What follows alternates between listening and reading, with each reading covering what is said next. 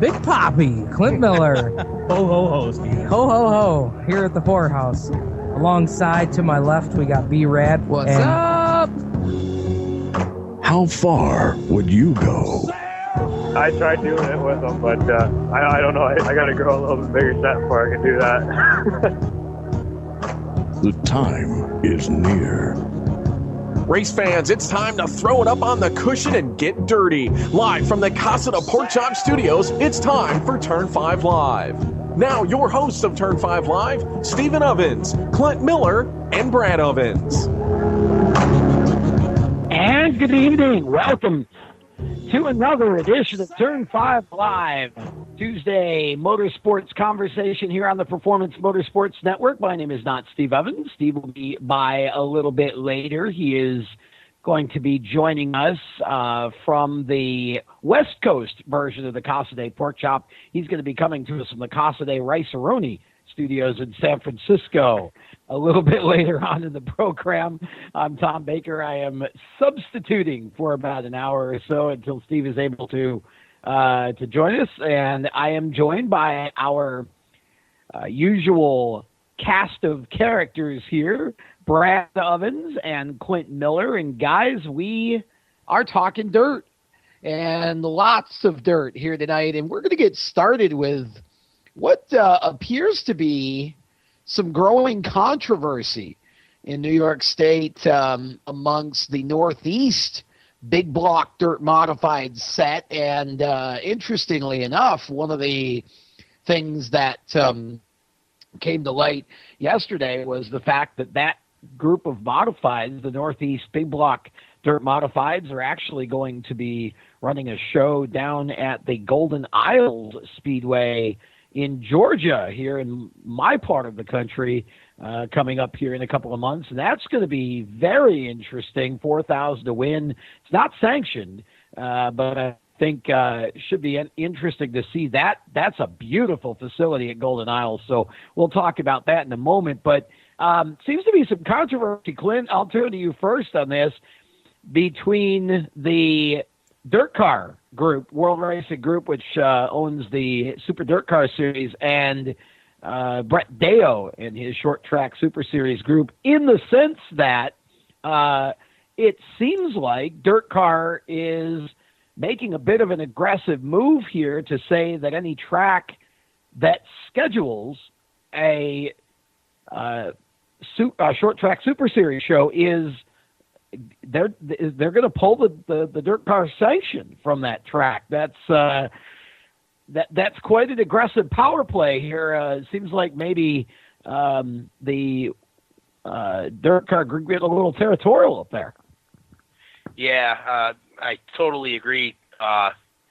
We talked before we went on air. I think one of the questions that was asked these guys is the future of big block Northeast modified racing, and a lot of the talk was for betterment of the sport. There's three groups that are trying to make these big series, and I don't think that that's a step in the right direction personally.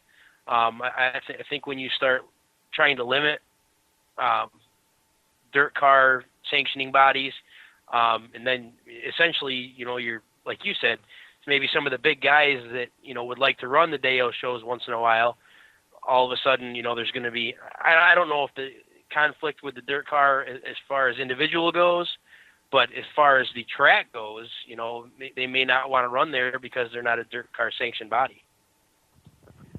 Well, I think that what it seems like is that Brett Deo has designed the Short Track Super Series to be to be able to commingle with dirt cars, Super Dirt Car Series quite nicely. I mean, Brett's designed his series. He's going after more of the weekly racer, not the big guys, the big guns, if you will, that are dominating the Super Dirt Car Series. It almost seems like this is a clear distinction and a clear division of mission statement, so to speak.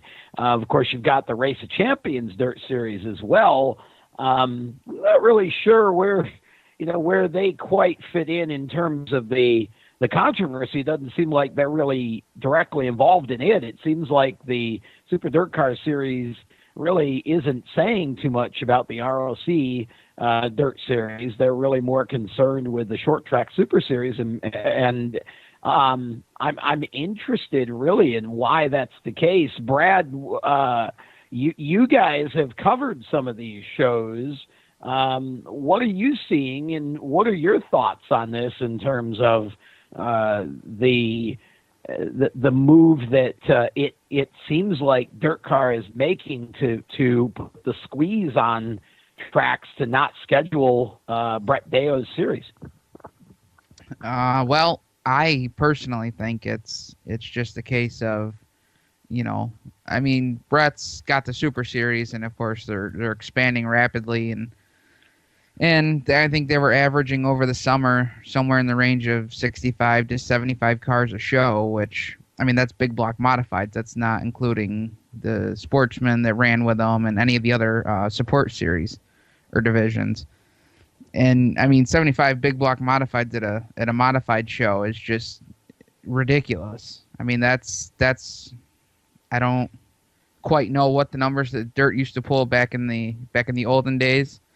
But, I mean, I personally think with seeing Orange County making the move that they did and dropping the dirt sanction, I definitely think that the Deo series, this short track Super Series, I don't think the Super Series is going anywhere. I think they're going to keep getting bigger, and he's obviously got some support in the dirt community up here in the Northeast, and as long as they keep making the commitments and holding their end of the bargain and they keep paying out what they're paying out to race, I don't see Brett Dale losing out here.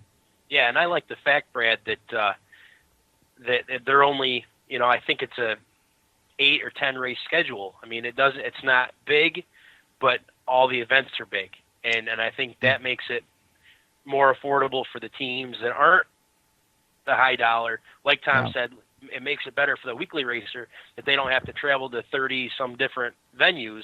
They just got to go to 8 or 10. Yeah, they go to 8 or 10 events and they're racing for a $30,000 championship, which is just unreal. I think we've got 15 this year, if I read the schedule right, but he's got 2 different series, I think. He's got the North and the South. Right, North South, yeah.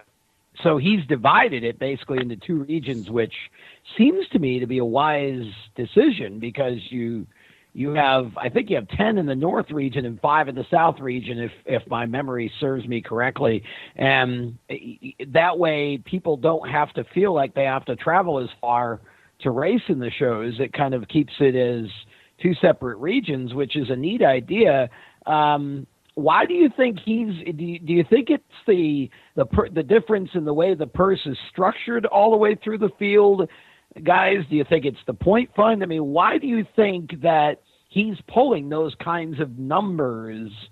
In car count wise, I mean, it's pretty amazing when you think about it, because I don't remember the last time that the Super Dirt Car Series had that kind of a number at a general series race that wasn't Syracuse. Oh, absolutely. And I mean, just one point that I'd like to make was Clint, you'll have to help me out on the race, but I remember it being a Deo race. Brett Hearn, big, huge Super Dirt Car Series, legendary. He's in the Hall of Fame, or if he's not in the Hall of Fame, he's going to be in the Hall of Fame for Super Dirt Car Series. He was at a Deo show, got into an accident in his heat.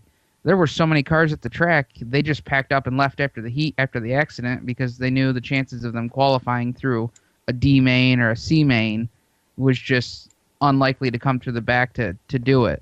And the fact that they have that many cars, I think it's a lot of things. The contingency awards, the fact that you can show up and you don't have to be, if you run consistent enough to make the show, you get that good payout, a guaranteed payout, which the guaranteed payout is close to probably a third of what a win at some racetracks are just to start the race in the series. Plus they have all of the different contingency awards for all the guys that made all of the the short track super series races, they were running for the extra bonus for being, loyal to the series and following the complete series. So, Clint, I'm kind of interested to see. Yeah, that was actually, Brad, you're absolutely right. I believe that was Thunder Mountain.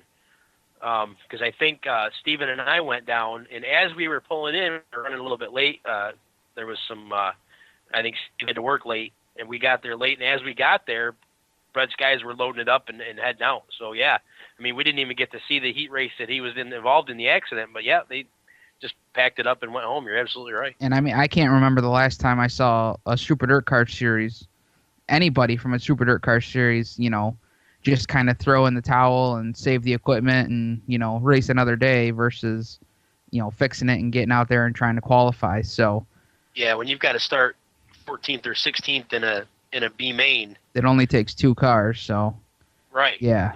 You got 6-7 heats. Yeah, definitely. But do you think that, guys, Orange County dropping the dirt sanction and basically making a stand here is this the potential for a start of a trend? Are they the first with more to come? Where do you see this headed? Because it really doesn't seem like that the Short Track Super Series is aggressively trying to in any way encroach on the Super Dirt Car Series. It just seems like the Super Dirt Car Series appears, on one hand, they're talking as if they're committed to talking with anyone who's interested in bettering the sport, but then on the other hand, they basically have come out and said, but if you schedule a Short Track Super Series show, we're going to drop your sanctions. So I don't know. That would seem to be a bit of inconsistency. It seems like Super Dirt Car is a bit nervous about the impact the Short Track Super Series is having, and they're trying to aggressively limit what Brett can do with his series. That's what it looks like. Yeah, I'm not sure. I'm not sure what the repercussions of this is going to be, Tom. I don't know if Orange County, contacted their drivers and got input from them on, hey, look, and this is what's going to happen. We're going to drop the dirt car banner. Is that going to affect anybody in any way? And I don't think it's gonna. I mean, they seem to be far enough out of the region where they're going to pull their own cars anyway.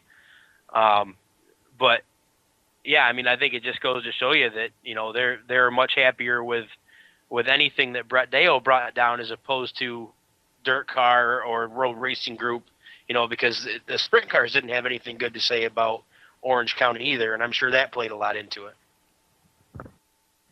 Interesting.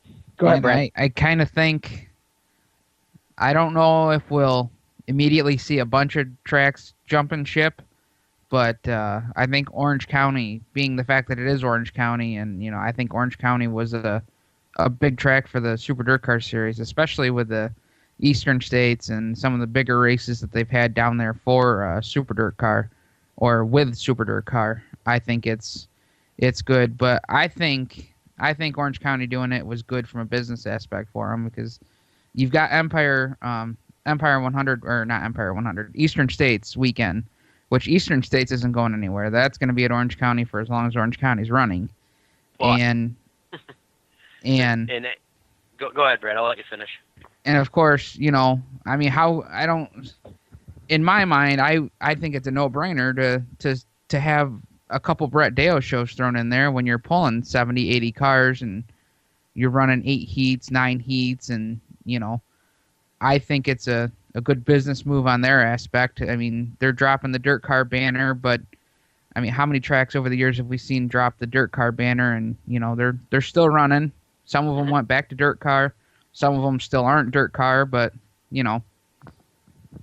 It'll be interesting for sure. I'm going to be very, very intrigued to watch this. I mean, I don't see the need for all the tension, to be honest. It looks to me like the two series have vastly different goals. They attract vastly different groups of drivers, and it doesn't seem to me like a lot of the guys who were running the Short Track Super Series were guys that necessarily followed the whole Super Dirt Car Series, or even a lot of it anyway. So I'm going to be intrigued here to see how this plays out, but certainly is a situation where we need to watch it, and I just hope that it.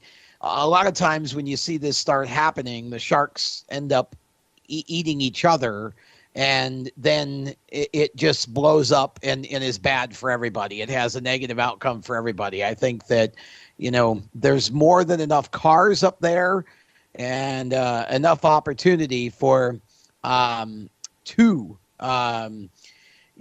series that I think we could certainly see the Super Dirt Car Series and the Short Track Super Series coexist nicely, along with the Race of Champions Dirt Series, and hopefully that's exactly what will happen. So with that being said, we will take our first break of the evening here on Turn 5 Live, and when we come back, we'll have more conversation about this, and we'll talk. We've got Denny Kapuscinski coming up, and we'll also talk World of Outlaws here on Turn 5 coming up as well. So stick around. We're just getting started here on a Tuesday night. You're listening to Turn 5 Live on the Performance Motorsports Network. Stephen, Clint, and Brad will be back with more Turn 5 Live right after these words. How would you like to win a brand new Corvette? Larry O's got all the details. Enter America's #1 dream car giveaway contest at winyournewcar.com. That's right, winyournewcar.com. Complete the puzzle the fastest and win a new Corvette tax-free, delivered to your door. Come on, stop dreaming and start driving with winyournewcar.com.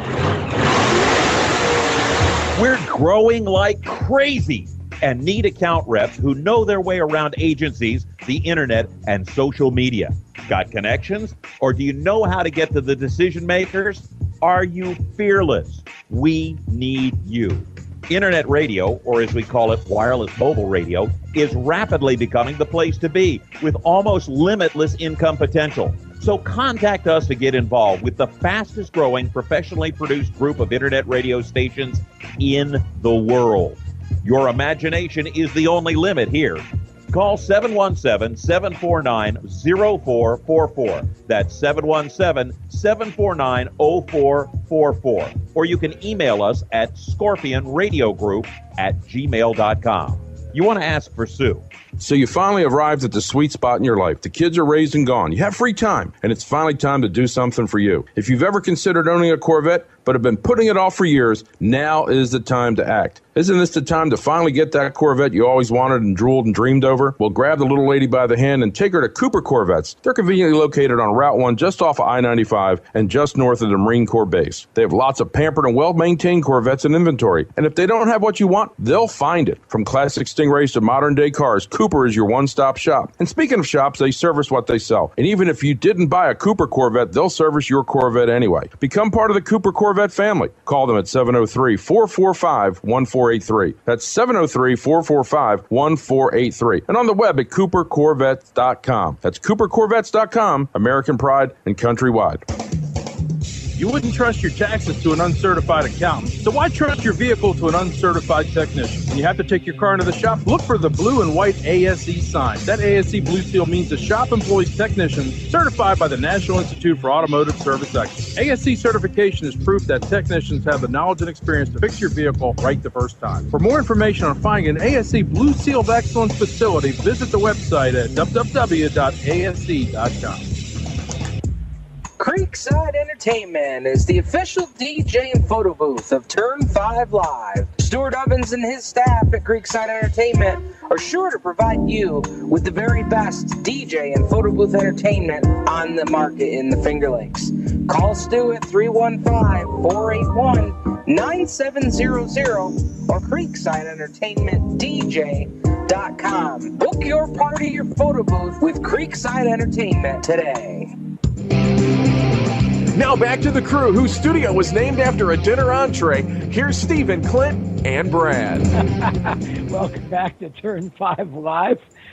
Tom Baker substituting for the aforementioned Steve. Steve Ovens will be joining us a little bit later on in the show. Brad Evans and Clint Miller are here, however, and we have been talking about the tension up there in New York State, in the Northeast, between the Super Dirt Car Series and the Short Track Super Series. We are now joined by a driver who ran some dirt sportsman action in his racing career and has also run the exotic super modifieds. He's run small block supers. He's run street stocks and quarter midgets and mic rods. And he also has raced go-karts. Danny Kapuscinski is now Oswego Speedway's PR director, but we are talking to Danny K tonight primarily about his re-entry into the driver's seat, which he just recently had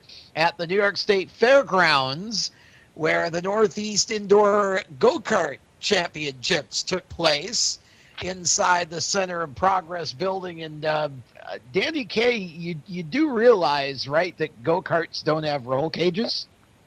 Yeah, I found that out pretty quickly. Not supposed to flip them over.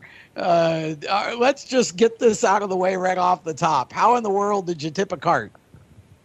Well, it's actually pretty easy to do, only I kind of did it in reverse fashion. A lot of times, you have a hard time keeping the left side of the go-kart on the racetrack, only because, the speed of the track, and with its size and the amount of G-forces that you have, a lot of times it's hard to keep the left side of the cart down. They like to two-wheel and tip over. Yes. But with that being said, if you were to try and turn one of those carts to the right, they would tip over pretty quickly as well, because much like a super modified, over 60% of the weight of the go-kart's on the left-hand side.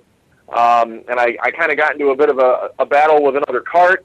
I was trying to make an inside move down the back straightaway. That cart didn't really want me to go by, apparently, and kind of forced me down to the lower side of the straightaway out of the Coke syrup, which is what they use to help build bite and rubber onto the racetrack. And once my cart got out of that rubber and got into the bottom, it actually spun to the right-hand side. And as soon as it did that, it bit on the left rear, and it just flipped it right over, right onto my head. So it didn't hurt the cart all that bad. I mean, we bent a spindle, the steering wheel was bent, air cleaner, stuff like that. But once I got out and got it flipped back over, we hopped back in and actually finished the heat race in second. So we actually managed to get a lot done with a bent race car. So from a flip to second place, not bad. Yeah, exactly. That's a nice recovery there. Well, for those who aren't really familiar with that type of racing, you started to talk about Coke syrup, and you and I have both raced there and both had experience on that. And I think people that do see footage or whatever, they look at it and they kind of say, well, this is nothing. It's a tiny little track. You don't look like you're going very fast, but nothing could be further from the truth, right? Because the reality is the G-forces are nasty, and you barely lift off the throttle. So, it's one of those situations where what looks like it's very easy, there's so much grip in the Coke syrup, and you're fighting the cart a lot throughout the weekend. And, it's actually one of the toughest forms of go-kart racing out there. Yeah, I would say it's well, like you said, Tom, one of the most difficult avenues of kart racing there is. There are weekly dirt kart racers, outdoor kart racers that don't even attempt to run indoor, just because of all the work, the time that goes into it, and a lot of times just the physical stress that you're under, basically from 8 in the morning on Saturday until 8 o'clock that night when you're done. We run 2 rounds of practice, 2 sets of heat races, potentially a B main, and then a feature event. Well, the heat races are only 8 laps, and you're only going around the track in 6.5 seconds. So it doesn't take long, and things happen very quickly. And it's tough to keep up with the racetrack and everything else. I mean, we had the cart hooked up pretty good on Saturday, so we were pretty much to the point where I was holding the throttle wide open and pretty much just dragging the brakes slightly to try and keep the left side of the cart on the ground through the corners. You'd be amazed at how quickly you get around the track, how fast things happen, and how up on the wheel you really need to be from green to checkers. Yeah, it really is amazing to watch. I know, Brad, you had some experience racing go-karts. Did you ever race indoors? Steven and I did go up. I think I raced once or twice, but this was back in the day when we were still two-wheeling it because the class that I was in really hadn't gone to a lot of the left-sided weight. We were still pretty much centered in the cart, but they still had the big foam blocks when we were running. And I think both times I tried to qualify through a heat up there, I ended up either spinning out somewhere, or I remember one time driving through the foam block and finding the steel girder on the side of the building. So I didn't have too much luck up there the few times that I did run up there, but it definitely, I mean, it was fun. It was definitely something different with the two-wheeling. I mean, that was definitely an unnatural feeling, but a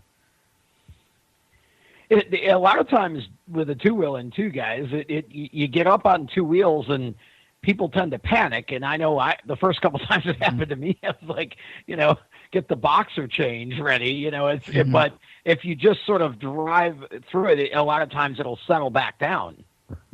Well, that's the difficult feeling to try and get. Having that, knowing where that edge is, and knowing the difference between when you're actually only sort of floating the left rear wheel or when you're really biking the cart. Yeah, you know what I mean. There's a difference. From the driver's perspective, I've had moments where I felt like I barely had the left side wheels off the ground, and then I'll pull in and Tom, your brother Kevin, or somebody else will be like, geez, Dan, we thought you were going over, but from my seat it didn't feel that way. And then sometimes you feel the opposite. You might feel as though you're really carrying the left side when in reality you're not at all. It just depends on your seat of the pants feeling and how the cart's reacting in general. I noticed that my little brother was doing your motor work for you, and I all I could think of was the Sweet 16 at Oswego. Steve Miller, they used to say tuned by ear, driven by fear, and all I could think of is Kevin doing your motors, kind of tuned by ear and powered by beer kind of thing. That's kind of where my mind went with that. No, we had a whole lot of fun this weekend, Kevin. Kevin and I, obviously we go back a long way. I used to help Kevin when he was running his karts, and Yep. He's been helping me. Since we started indoor racing, I never really did much kart racing when I was younger. I always stuck to quarter midgets and microds before going to the big cars at Oswego. Didn't start kart racing until about 2011 or 2012. We ran our first indoor race in Syracuse in 12, and we were fortunate enough to win that race in the super heavy class. We've run Greensboro a couple times in North Carolina. We went to Harrisburg, PA last year, and Syracuse again this year, and working with Mike Babcock and Chris Natoli and those guys. So, we have a lot of fun working together and going to the indoor shows. Sometimes you feel like you're banging your head off, against the wall, which is kind of how we felt last weekend. We got better every time we went on the track, and then we flipped the cart, and then somehow we still managed to get a little bit better. And then for feature time, just our inexperience, we kind of went the wrong direction. Typically, indoors, the race goes on, the more rubber you build up, the faster the racetrack gets, the harder you want to go on your compound tire. Well, I mean, that's what we did. We put the hardest set of tires on that we had all night for the super heavy feature. But unfortunately, in the midst of trying to fix, a bent go-kart, we really lost track of the racetrack in actuality slowing down 2 or 3/10 of a second. So we really should have gone softer on our tire. We went harder. And we ended up losing about 3 or 4/10 of a second for the feature compared to what we had been running, and we finished third instead of really battling for the win, which I think we could have done. So that was obviously pretty disappointing, and now we got to kind of sit around for a couple months and wait for Harrisburg, PA to come up in February to try our hand at it again. Yeah, it's also tough to just, when you haven't done it all year, it's tough to just go to Syracuse and run against the guys that have. I think there's just that little bit of rust. It's about the hardest racing you'll do, and it's just not easy to go in there and be perfect right out of the box or even get to perfect. But glad that you were okay there after the rollover for sure. Glad that you were able to at least keep racing. And for those who are not familiar with indoor concrete racing, just hit to YouTube and search it out. You'll find the King of the Concrete, which is in Greensboro, North Carolina. You'll find some video of that out and around, and you get basically a bunch of go-karters running 6-second laps on a really small racetrack, and there isn't a lot of passing room. It's a bull ring, and it's crazy, and it's a whole lot of fun. But as you said, Danny, it's a whole lot of stress too. So congratulations to everybody that was successful there. And that's a great show, and the promoters really do a nice job with it. And I haven't been able to get there in several years, and I wish we could have. But hopefully, maybe next year I'll be able to get back up there. We're going to hold Danny K over. We're going to talk some Oswego Speedway and Super Modified Racing when we come back after this break. You are listening to Turn 5 Live on the Performance Motorsports Network. The other side of the break, more coverage and discussion from the dirt tracks. Stay tuned to Turn 5 Live. How would you like to win a brand new Corvette? Larry O's got all the details. In the Pits Media is proud to present its newest partner, WinYourNewCar.com. That's right, you now can enter the #1 American Dream Car Contest giveaway at WinYourNewCar.com. Complete the puzzle the fastest and win a new Corvette tax-free, delivered to your door. Come on, stop dreaming, start driving with WinYourNewCar.com. Car problems? You can trust your local Cotman man. Cotman has a 40-year history as a leader in car repair and making happy, satisfied customers. Whatever's wrong with your car, SUV, or truck, Cotman will check it out free using state-of-the-art diagnostic equipment. Don't take chances with your car. Bring it to Cotman and let your local Cotman man show you why they are America's transmission and total auto care experts. Visit Cotman.com to download money-saving coupons. Cotman. Real service, real fast. You know that phone call is going to come at the worst possible time, right at the end of the game. Fourth quarter, fourth down, and 1 yard to go. They're piling up, but you can't watch that. You got to get that car off the road. This could have been prevented if you have taken advantage of Cotman's free TransCheck 21. Here's a chance to have us look at your car and head off any problems that could happen that could interrupt that game. Again, it's a free check. Come see us. See Leonard and the fine folks at Cotman of Manassas, 9113 Mathis Avenue in Manassas. Give them a call at 703-365-7200. Before a disaster turns your family's world upside down, it's up to you to be ready. Get a kit, make a plan, be informed. Learn how at www.ready.gov. Brought to you by the Federal Emergency Management Agency and the Ad Council. If you're a gearhead, you probably go online to those hot rod superstores, drooling over the chrome and speed goodies until you find just the right item for your muscle car, tuner car, or truck. But what do you do when it comes to fixing the mom mobile? If you're like most do-it-yourselfers, you head to the strip mall parts store and talk to the, "Do you want fries with that?" kid behind the counter. Hold on, Bunky. Did you stop to think where those chain stores are getting the parts that you're installing in the vehicle that's used to transport your family everywhere? They get the cheapest suppliers they can find to sell you the parts at bargain prices. Their limited lifetime warranties? What a joke. Remember the last time Mom's car broke down? You heard about that one for weeks. Don't take that chance again. Excelsior Racing has the quality parts you need for your family vehicle. Parts that you can install knowing you're getting the best for your family. Excelsior Racing. Quality parts, personalized service, affordable pricing, fast to you direct. Excelsior Racing. Online at excelsiorracing.com or call 502-909-2034. Hi everybody, this is Getty Lee for RAD. To many of us, drunk driving is something that other people do. Certainly not one of our friends or relatives would do such a thing. When you see someone who's had too much to drink, about to get into a car, urge them to give up the keys and find alternate transportation. Always choose a designated driver. Remember, music lives, you should too. A public service message brought to you by the U.S. Department of Transportation, RAD, the National Association of Broadcasters, and the Ad Council. Hey race fans, this is Oswego Speedway Public Relations Director Dan Kapuscinski, and you're listening to Turn 5 Live. Welcome back to Turn 5 Live. We are talking motorsports on a Tuesday night. Normally we talk dirt racing on Turn 5 Live. We're going to break from that tradition just for a short time here this evening. We're talking with Danny Kapuscinski. We've just been talking with Danny about the indoor concrete go-kart racing he's been doing. We're going to switch gears and talk about the Oswego Speedway and the Super Modifieds, the most exotic asphalt short track car on the planet. Danny Kaye, a lot's been going on since the season ended at Oswego in terms of new cars and driver combinations and sponsors coming back. Why don't you give us a quick update on what's happening? What's the latest from the Big O?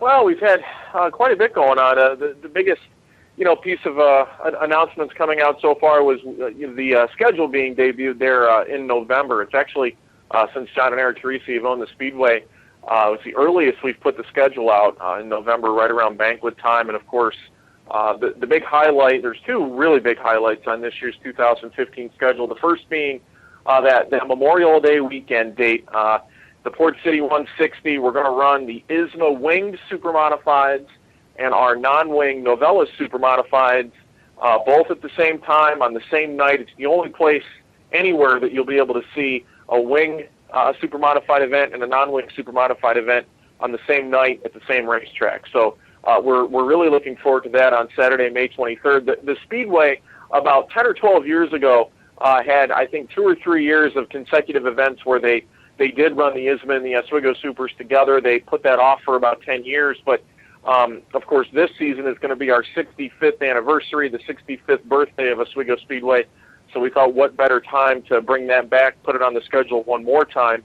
And then, of course, later on in August, on August 8th, is the actual 65th anniversary of the Speedway. We're going to have a big $5 admission night, sort of a fan appreciation night. It's the first time in quite a while we've had a majorly reduced admission night. So we're looking forward to trying to fill that front grandstand full of eager fans and spectators in August. So a jam-packed schedule from top to bottom. Of course, Classic Weekend again coming through on Labor Day weekend, Race of Champions weekend with the Race of Champions Asphalt Modifieds and the championship night for the Supers and Small Block Supers just 2 weeks after that.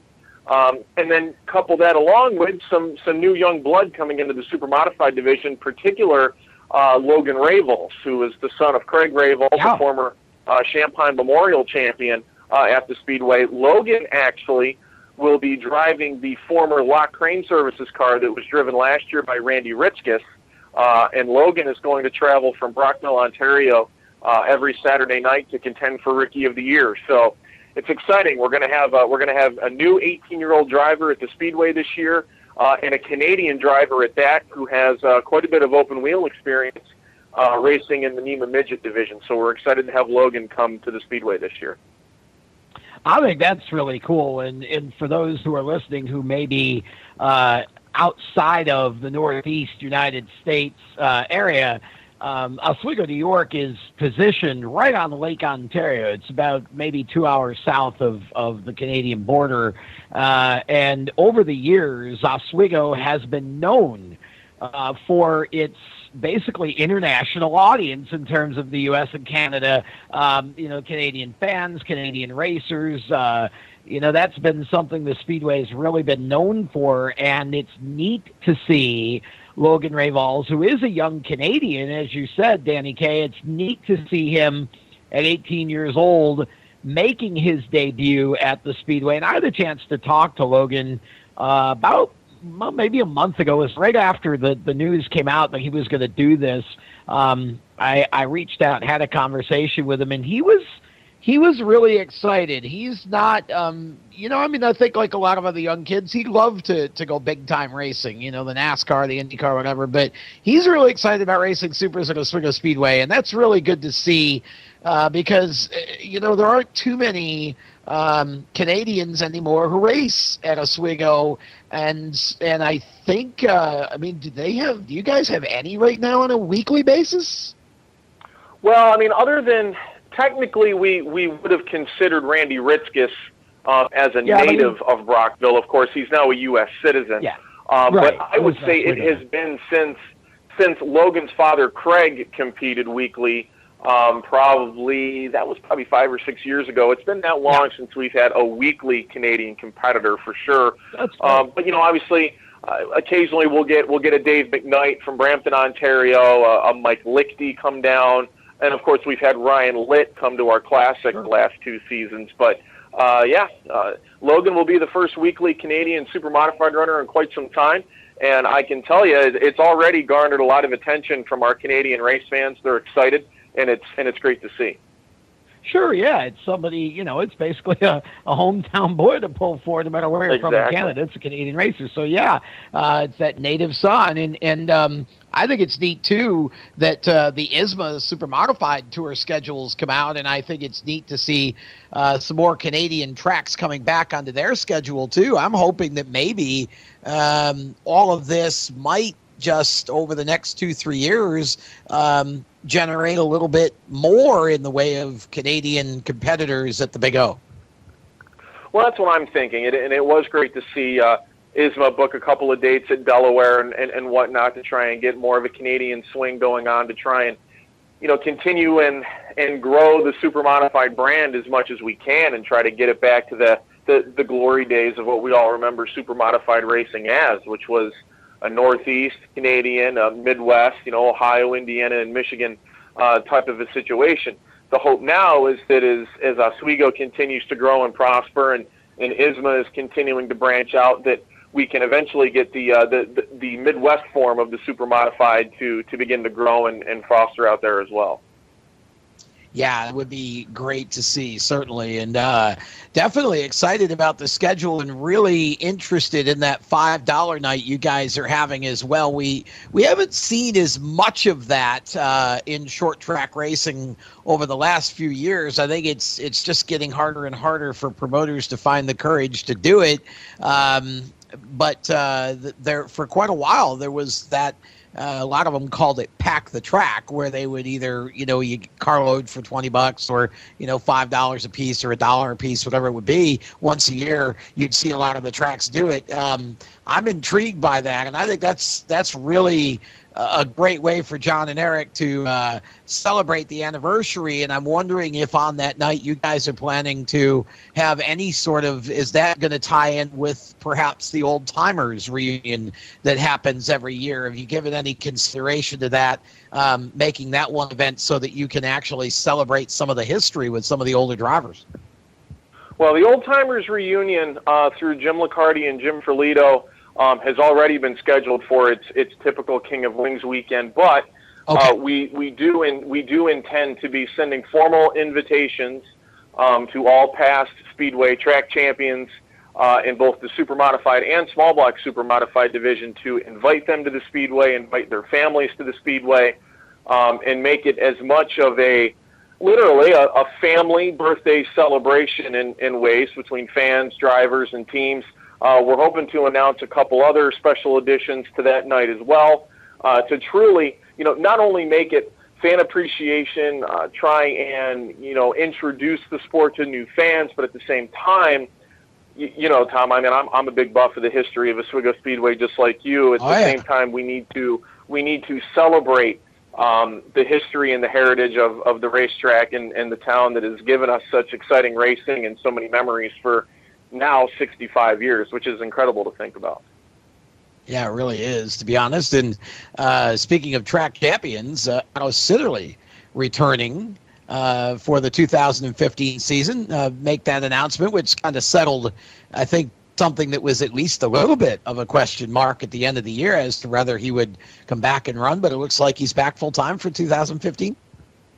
Yeah, that's correct. And actually, the Nicotra gang is already building another brand new Hawk Super that will be campaigned part-time again by Dave Schulich Jr. So the Nicotra team will have 3 cars again, one car fielded obviously full-time for a run at an 8th career track championship for Otto weekly, and then again part-time rides for Davey Hamilton and Dave Schulich Jr. Interesting note, with the big PRI show going on this weekend down in Indianapolis, Otto is actually going to be making an appearance on Friday at 11 o'clock in the morning in the Speed Sport booth. He's going to be signing autographs and talking to fans, doing a couple interviews, I believe, with Ralph Shaheen on Friday during the Performance Racing Industry Show. And then we're also trying to work towards getting Otto to be a part of one of Robin Miller's video interviews that are going on at the PRI show over the weekend. So Otto, again, getting a lot of play for his 7th career track championship this season,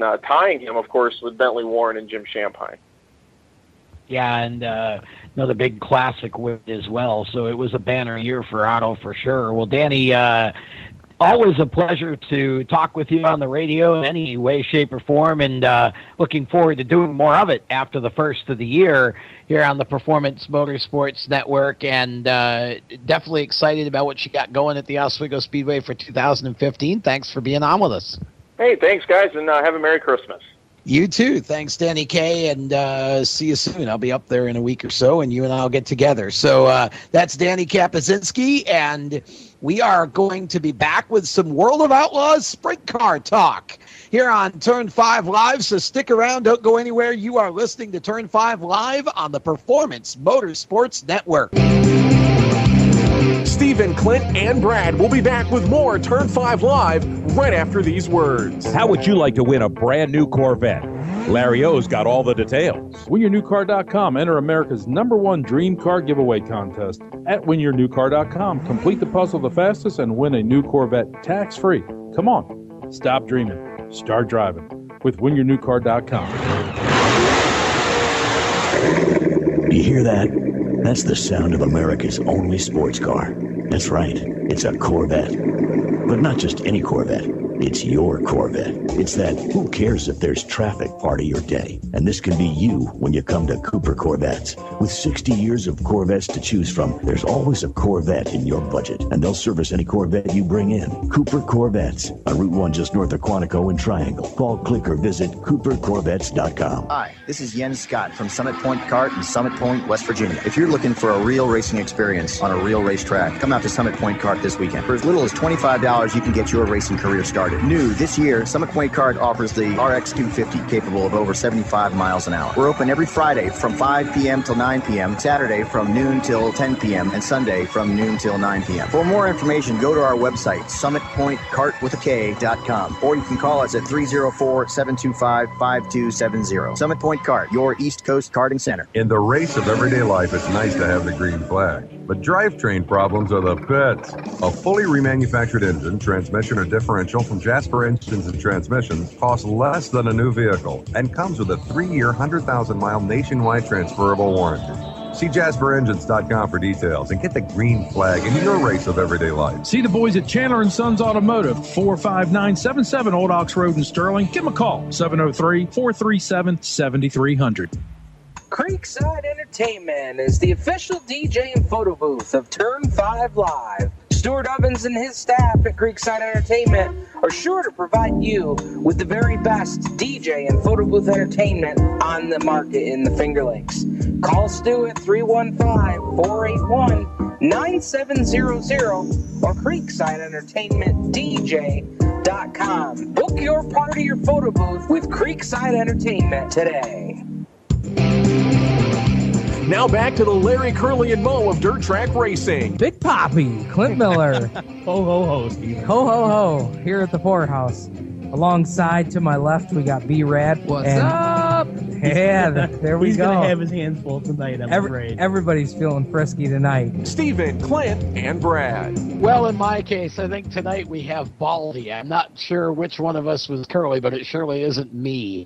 I had a 5-head when I was 4. Tom Baker with you in place of Steve Evans for a little while longer. Here tonight, B-Rad is seated at the round table with me along with Clint Miller. We are talking motorsports on a Tuesday night on the Performance Motorsports Network. Bob Steele behind the glass, and Clint Miller, the World of Outlaws STP Sprint Car Series have released their 2015 schedule, and there was some conversation that had taken place that had led some of us to believe that they were actually going to cut back on some races this year in terms of the size of their schedule.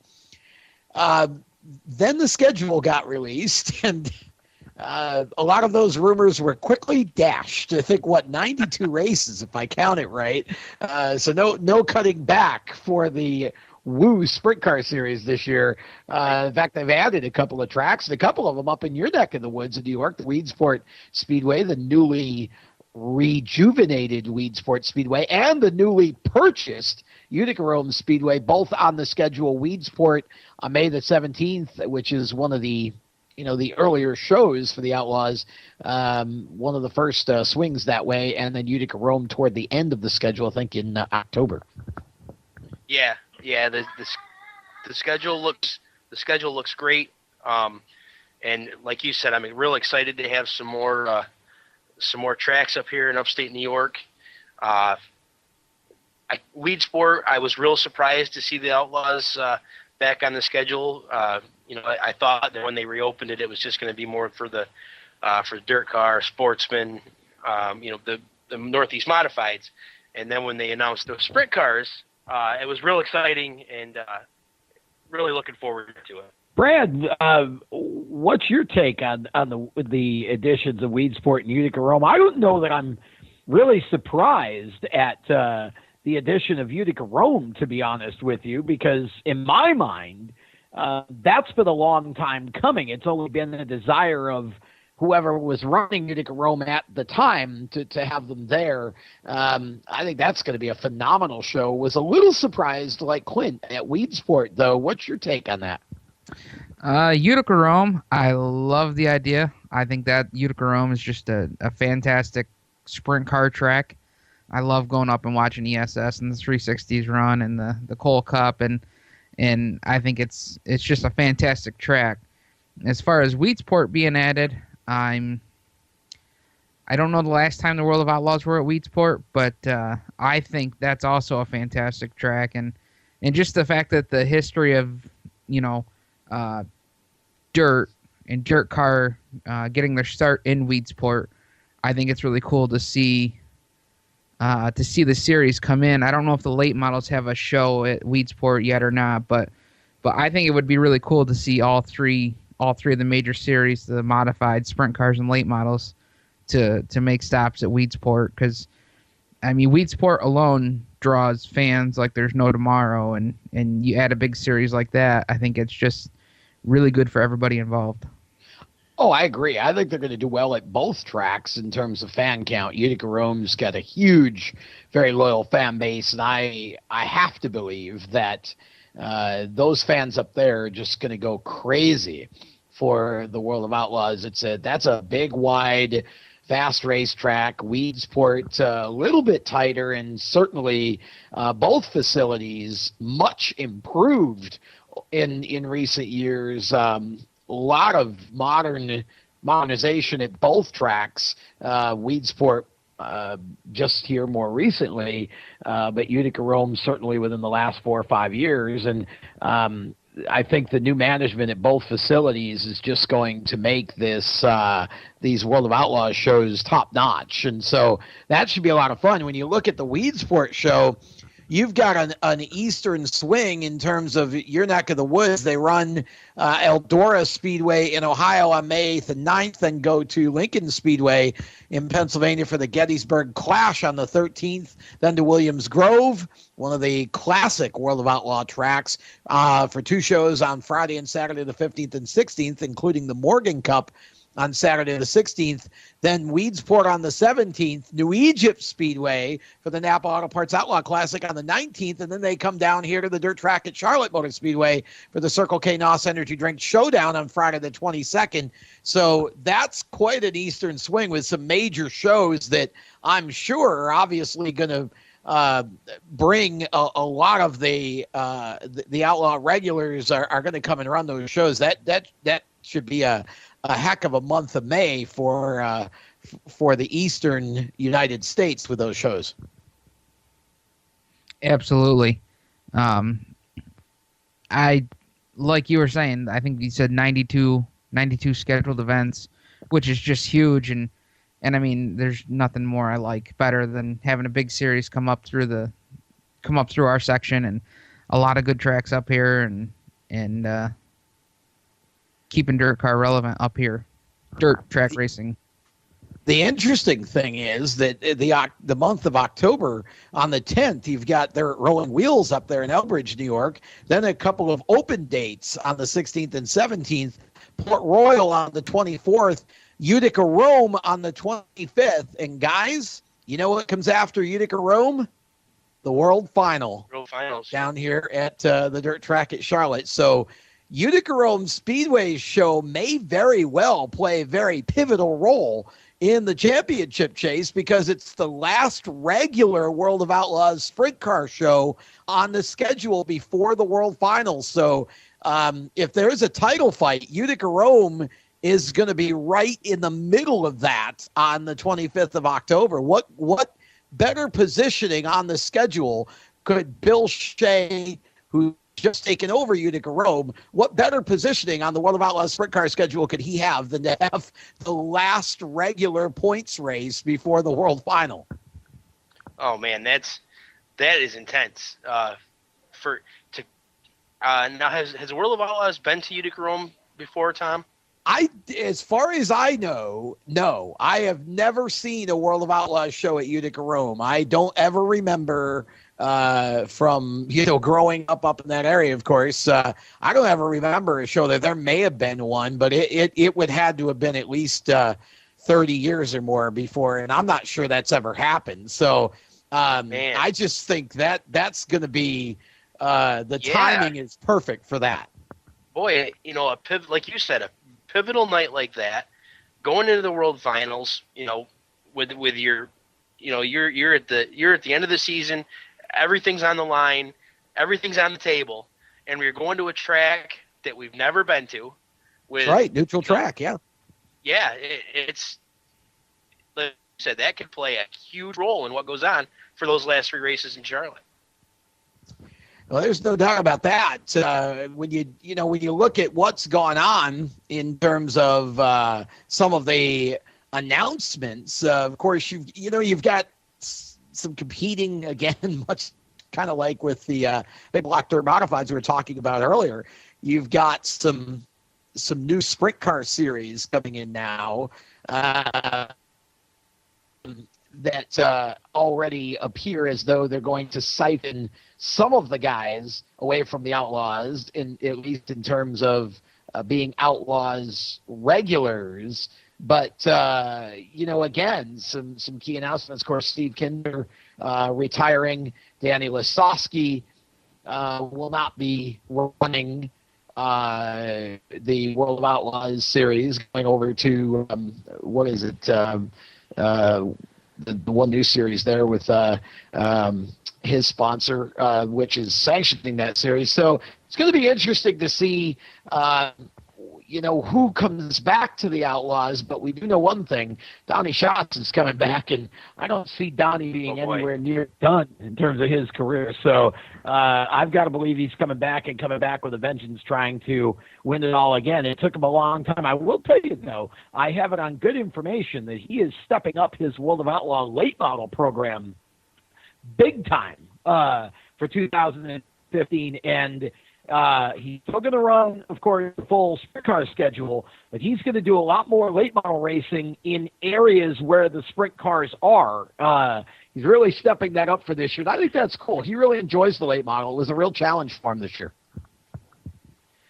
Yeah, that's I didn't realize he was even, they even had a late model program until the World Finals, or I think he qualified all 3 nights. Or qualified 2 out of for 3, Friday and Saturday anyway. Yep. Yeah. And that's very impressive because those are the best of the best, and those are 2 completely different race cars. They really have no handling characteristics that he could build one off the other whatsoever, except for track time. And to put the late model in the show is it just shows what kind of talent he has, and everybody knows that. I'm not trying to sugarcoat it. Everybody knows that he is the guy to the sprint cars, 26 wins last year or something crazy like that. But to delve into a different car on the same weekend and put it in the show, come close to a top 10, I think, one night, if not a 10 finish, is just an amazing tribute to his talent. Yeah, that's the late model deal is basically deal. The family-owned deal, and they run it out of their own shop. And he's hired a couple of guys full-time now to travel with the car and take care of it. And they're building out a schedule to run in and around the sprint car races. So that should be a blast. And we're going to talk more about World of Outlaws sprint cars here. Right after this next break, we got to step aside for a moment. But Turn 5 Live will be back in just a couple of minutes. You're listening to Turn 5 Live on the Performance Motorsports Network. On the other side of the break, more coverage and discussion from the dirt tracks. Stay tuned to Turn 5 Live. How would you like to win a brand new Corvette?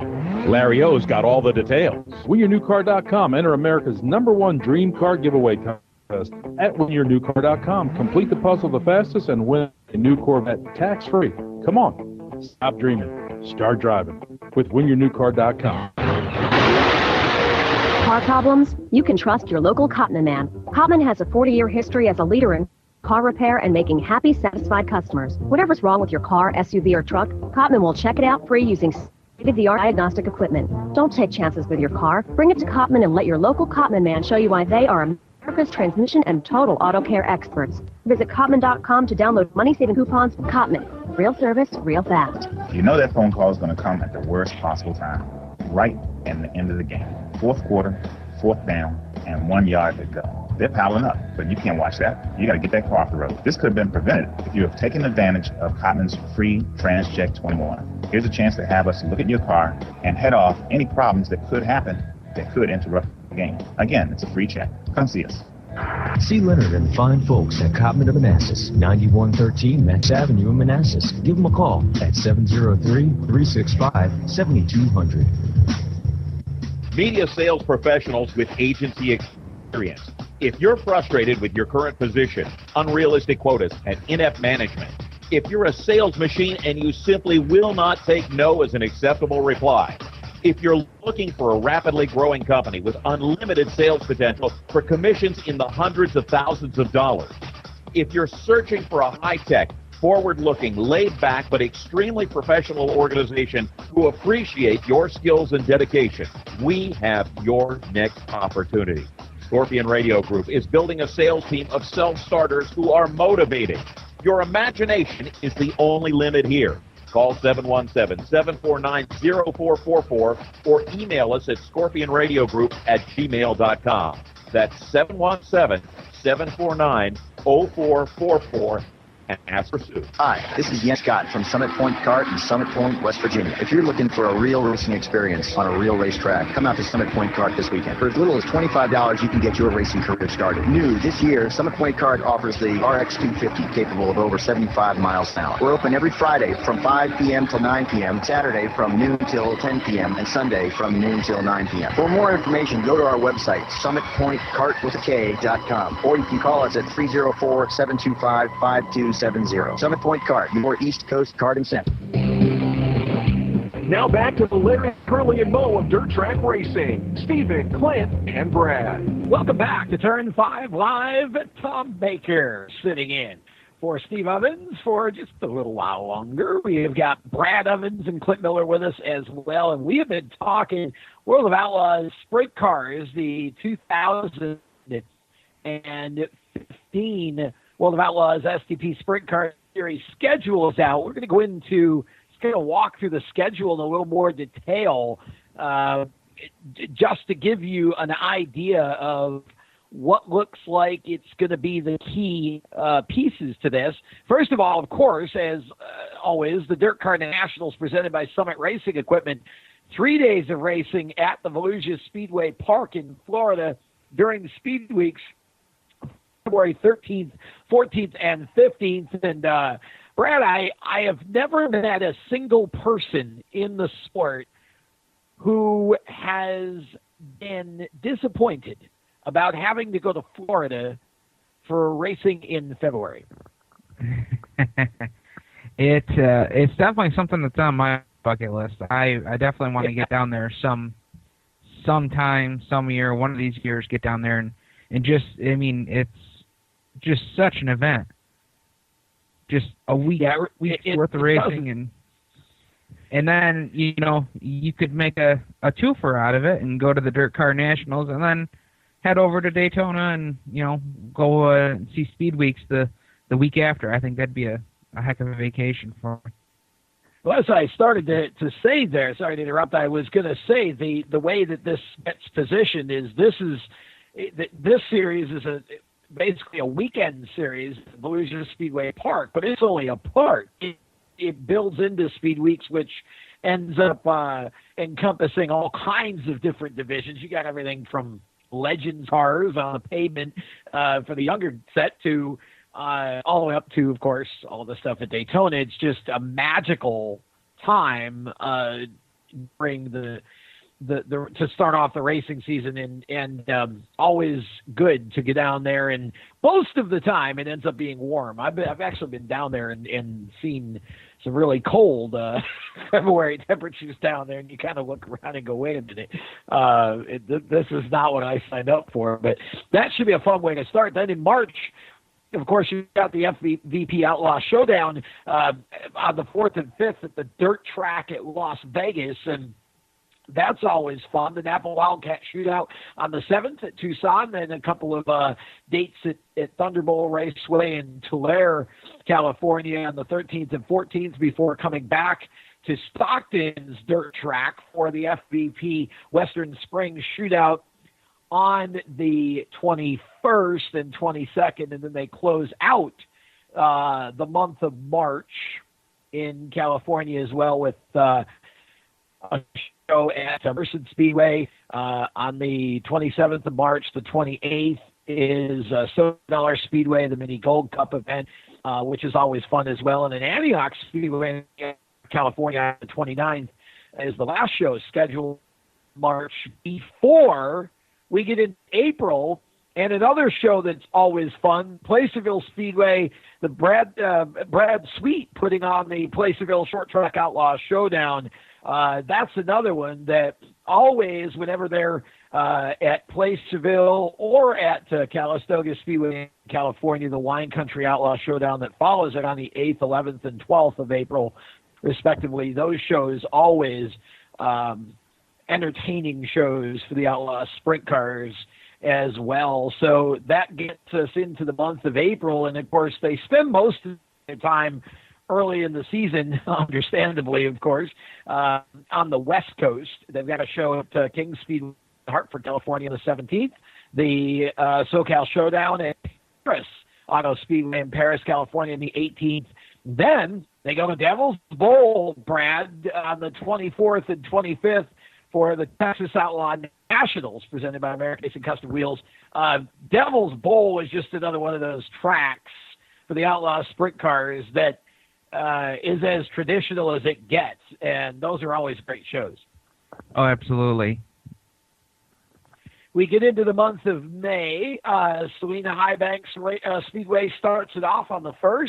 Then Federated Auto Parts on the 2nd, the Spring Classic, and just kind of skipping through the schedule here, Tri-State Speedway in Hobstadt, Indiana on the 3rd, Eldora, as we mentioned, on the 8th and 9th before they get to the East Coast swing that we talked about a little while ago, come over this way. And that takes you all the way through, as we mentioned, the dirt track at Charlotte on the 22nd. Then they go to Lawrenceburg, back to Indiana to Lawrenceburg on the 25th.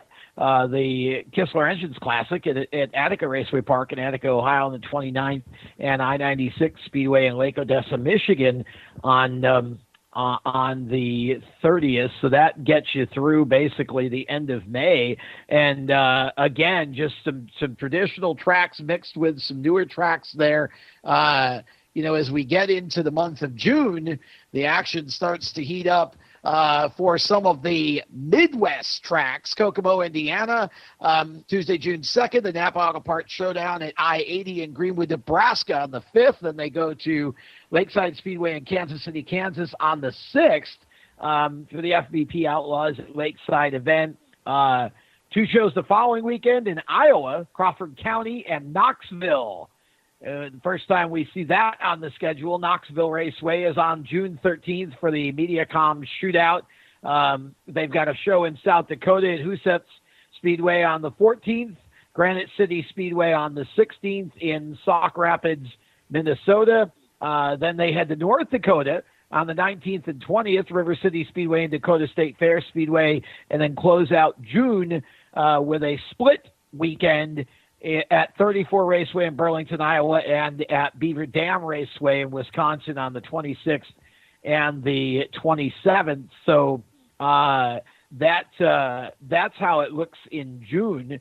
July, the 3rd and 4th Boot Hill Showdown presented by Rotomix, and that's, of course, Dodge City Raceway Park in Dodge City, Kansas. The 11th, they're at Cedar Lake Speedway, 11th and 12th.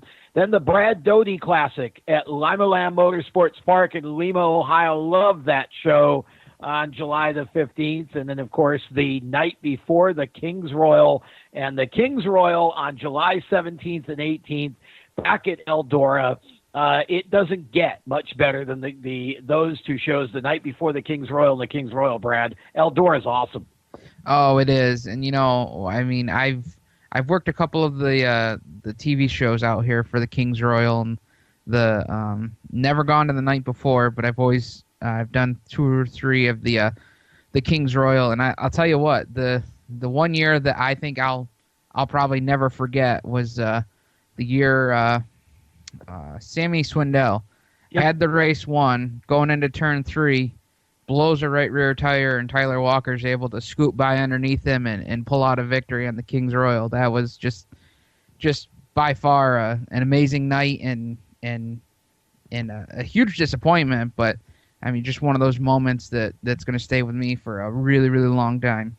Major disappointment for Sammy, but one of the highlights of Tyler Walker's career, which unfortunately, as we've seen in the news recently, is not going well these days.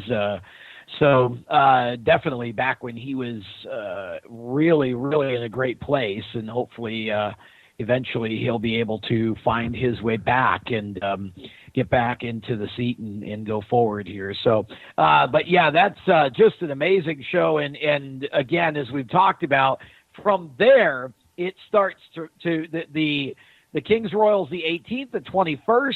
It's on to Lernerville, another one of those traditional outlaw tracks, the Don Martin Memorial Silver Cup Twins.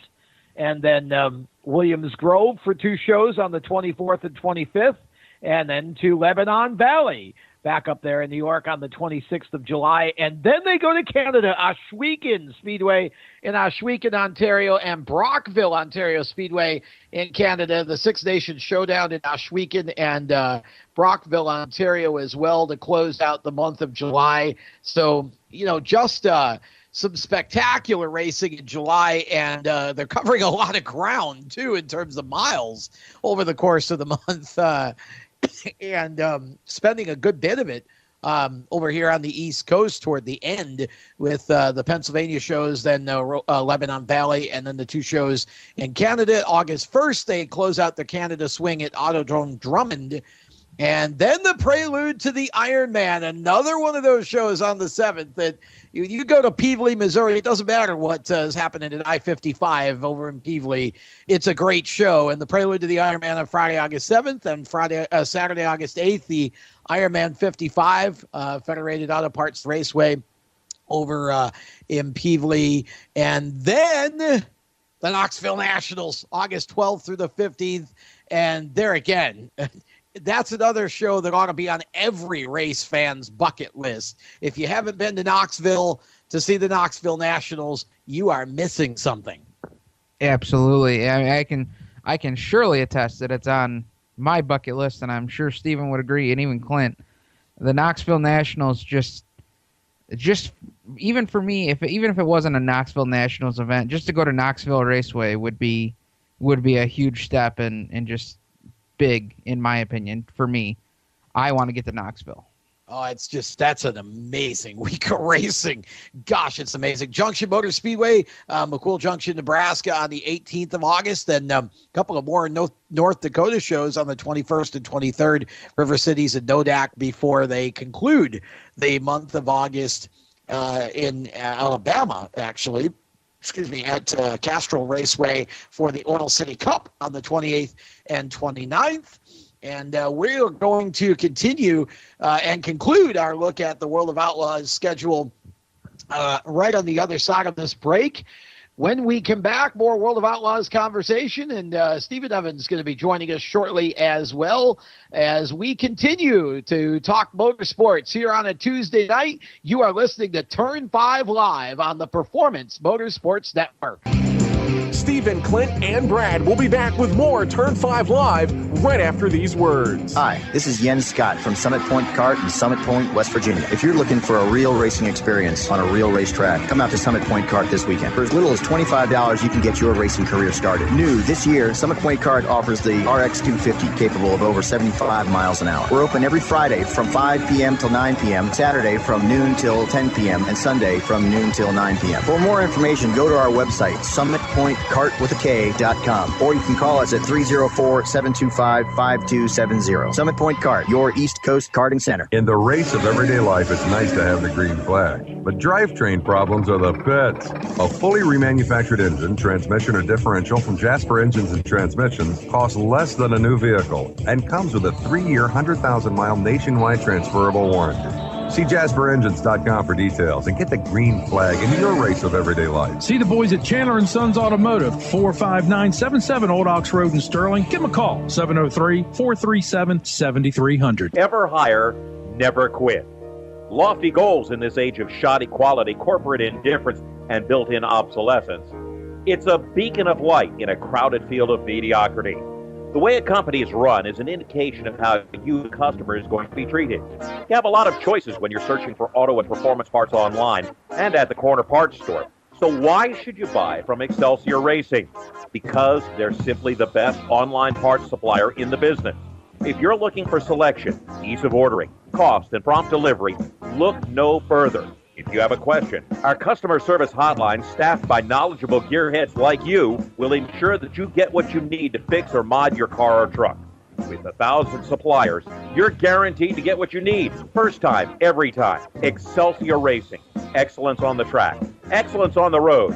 Excellence in customer service. Online at ExcelsiorRacing.com or call 502-909-2034. For 17 years, Stock Car Steel has been a leading materials supplier to the racing industry. Now they're also an official motorsports content partner of Race Chaser Online. The biggest names in NASCAR trust Stock Car Steel for all their raw materials, such as carbon steel, chrome moly, DOM, aluminum, plastics, and much, much more. You can't build a race car without the basic materials, and Stock Car Steel is the place to get them. Don't forget to also visit Stock Car Steel's sister company, SRI Supplies, for racing and industry. SRI is your #1 source for all your shop supply needs. Nuts, bolts, rivets, tapes, adhesives, cutting tools, chemicals, body shop supplies, paint shop supplies, lubricants, and more. A well-stocked race shop is a winning race shop, and the road to winning begins with 3 letters, SRI. For more information, visit stockcarsteel.com and SRI-supplies.com. You can also find them on Facebook at Stock Car Steel and Aluminum, or call either company toll-free at 1-888-752-7272. Welcome back to Turn 5 Live. Here's Stephen, Clint, and Brad. Welcome back, race fans. This is Steve Evans joining in the crowd here on Turn 5 Live, here on the Performance Motorsports Network. Gentlemen, I want to thank you guys for doing such a great job in my absence. I'll tell you, traffic on I-80 was not kind to us, but slide jobs were put into effect, and we're here to talk racing. So had some people protesting out there, did you? I think was that Super Dirt Car protesting the Short Track Super Series, or what exactly was going on out there? Never mind. Yeah. Let's get back to the World of Outlaws schedule. I think that's a safer idea, my friend. Yeah, so you guys left off right around September talking about World of Outlaws sprint car schedule, and I'll tell you, when they get into the end of August and the beginning of September, they get into a couple of races that I kind of circle on the calendar only because I've traveled with my job out there in Washington, and that's the Skagit Speedway as well as the Grays Harbor Raceway. Now, Grays Harbor, I was fortunate enough to take in an ASCS race out there, in Elma, Washington. Skagit Speedway, again, I was able to take in an ASCS event, but I have to imagine when the World of Outlaws roll into town up there in the northwest portion of the U.S., that is some pretty exciting racing, and they only get to see these guys once a year, so that's a real big deal for those guys. Yeah, I would say so. I think that, again, when they get up to that northwest corner and then you go from there, which is the 4th, 5th, and 7th, those two tracks, and you go to Cottage Grove Speedway over in Oregon on the 9th of September. So they spend about a week in the Pacific Northwest region up there before they head back to California for the Gold Cup at Silver Dollar on the 11th and 12th. And as you said, they only go once a year up there. And so I'm sure that those are great shows. And, unfortunately, that the Northwest has a lot of really good racing. It just doesn't seem like it gets as much big time attention as it probably deserves. They have some really competitive payment late model series out there as well. But I would imagine that the pickings are a little slimmer up in that corner of the country. So when, as you say, Steve, when the World of Outlaws come in, that's just a huge deal, even more so probably than, when they come over here our way, because we see so much of them during the season on the East Coast. You're absolutely right. And I also equate it, similar to, when the big block modifieds come down to Charlotte for the World Finals. Yeah. I think that's almost a great comparison when they come down into your guys' neck of the woods. Well, yeah, because the big blocks don't spend a lot of time really too far below the Mason-Dixon line. And when they come to Charlotte, it's a huge deal. And now, I mentioned earlier in the program about the announcement of the scheduling of the show at Golden Isles, which I was trying to look up the date on that. And I think it's February 15th, Steve, is that what I saw? That Golden Isles Speedway down in Georgia. That is, as I said earlier, a gorgeous facility. It's a beautiful racetrack. Those guys do a really nice job down there with that track. And I think that the big block modifieds will put on a great show there. I just hope they get a good field of cars for it. Yeah, that was something that came out recently here, that the big blocks would be going down. Now, they will run dirt car rules. It won't be dirt car sanctioned. But what's interesting about that to me is they are opening the track up on Saturday the 14th in order to let drivers come in and do some practice sessions, because, these guys the big blocks have never been to Golden Isles. So, I like that move. But I also like the fact that they've talked to some teams up here in the Northeast to make sure that they have enough drivers that would be interested in coming down to Georgia to run before they head over for the Dirt Car Nationals. So I think that's really going to be a home run show. But, we've said that before, and, we'll see how things pan out. But the potential for that show is really big for those guys.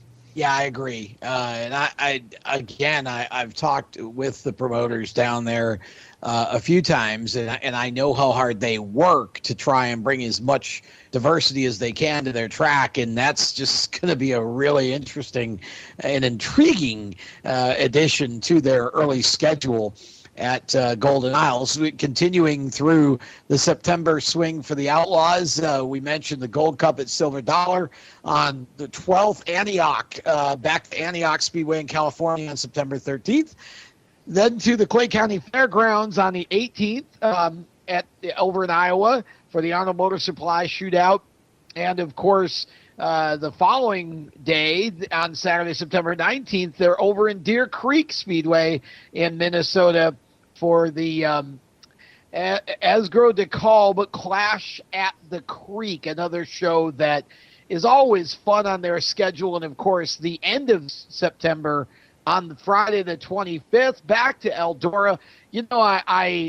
We all think about, if we were going to move somewhere, where would we want to go if it was somewhere other than where we live now? I think I would try to find property right next to Eldora Speedway, because the big races that track runs is amazing. The Four Crown Nationals on the 25th of September there, before running the next day at Berlin Raceway on the pavement. Now they'll obviously put dirt back on top of it, but Saturday, September 26th at Berlin.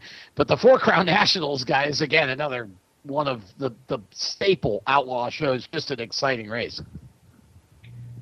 What's great about that show, Tom, and you talk about wanting to find some property near there, are you, hopefully you're not against cornfields?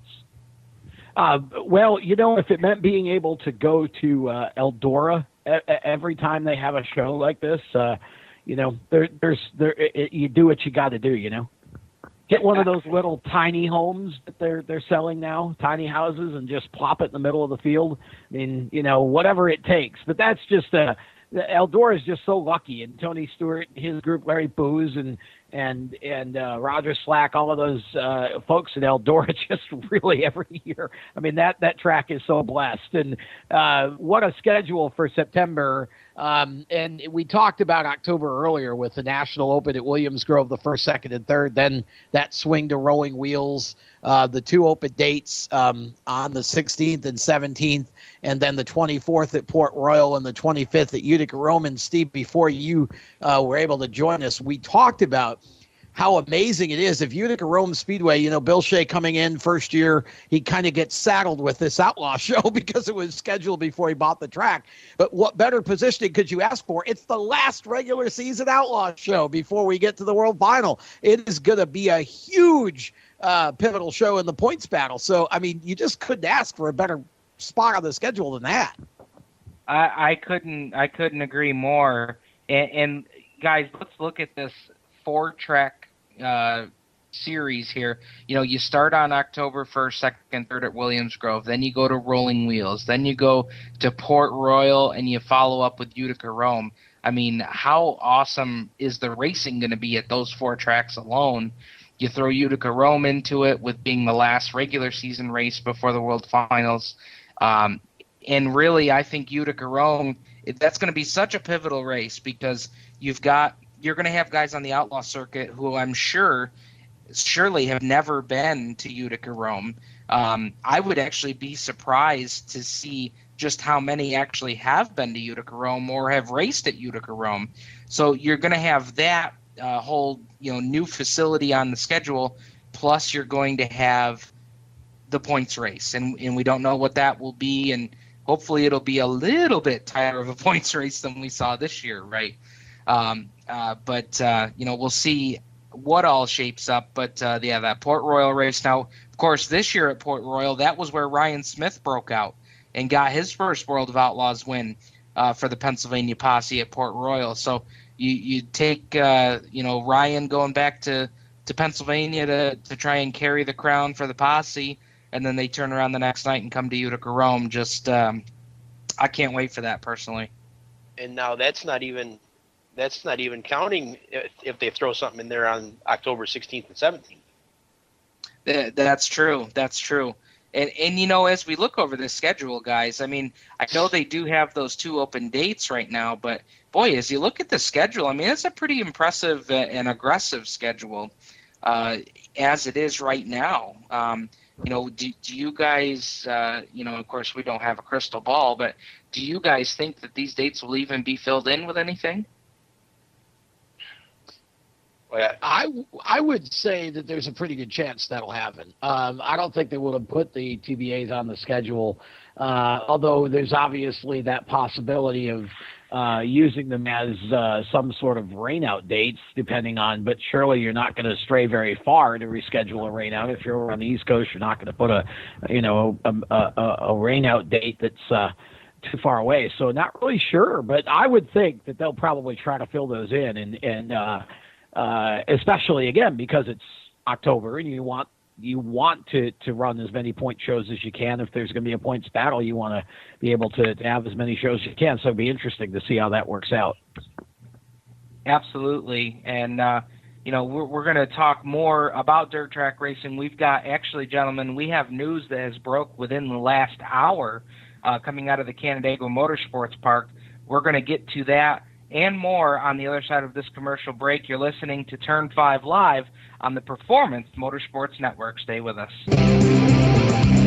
Stephen, Clint, and Brad will be back with more Turn 5 Live right after these words. How would you like to win a brand new Corvette? Larry O's got all the details. Enter America's #1 dream car giveaway contest at winyournewcar.com. That's right, winyournewcar.com. Complete the puzzle the fastest and win a new Corvette tax-free, delivered to your door. Come on, stop dreaming and start driving with winyournewcar.com. We're growing like crazy and need account reps who know their way around agencies, the internet, and social media. Got connections? Or do you know how to get to the decision makers? Are you fearless? We need you. Internet radio, or as we call it, wireless mobile radio, is rapidly becoming the place to be with almost limitless income potential. So contact us to get involved with the fastest growing professionally produced group of internet radio stations in the world. Your imagination is the only limit here.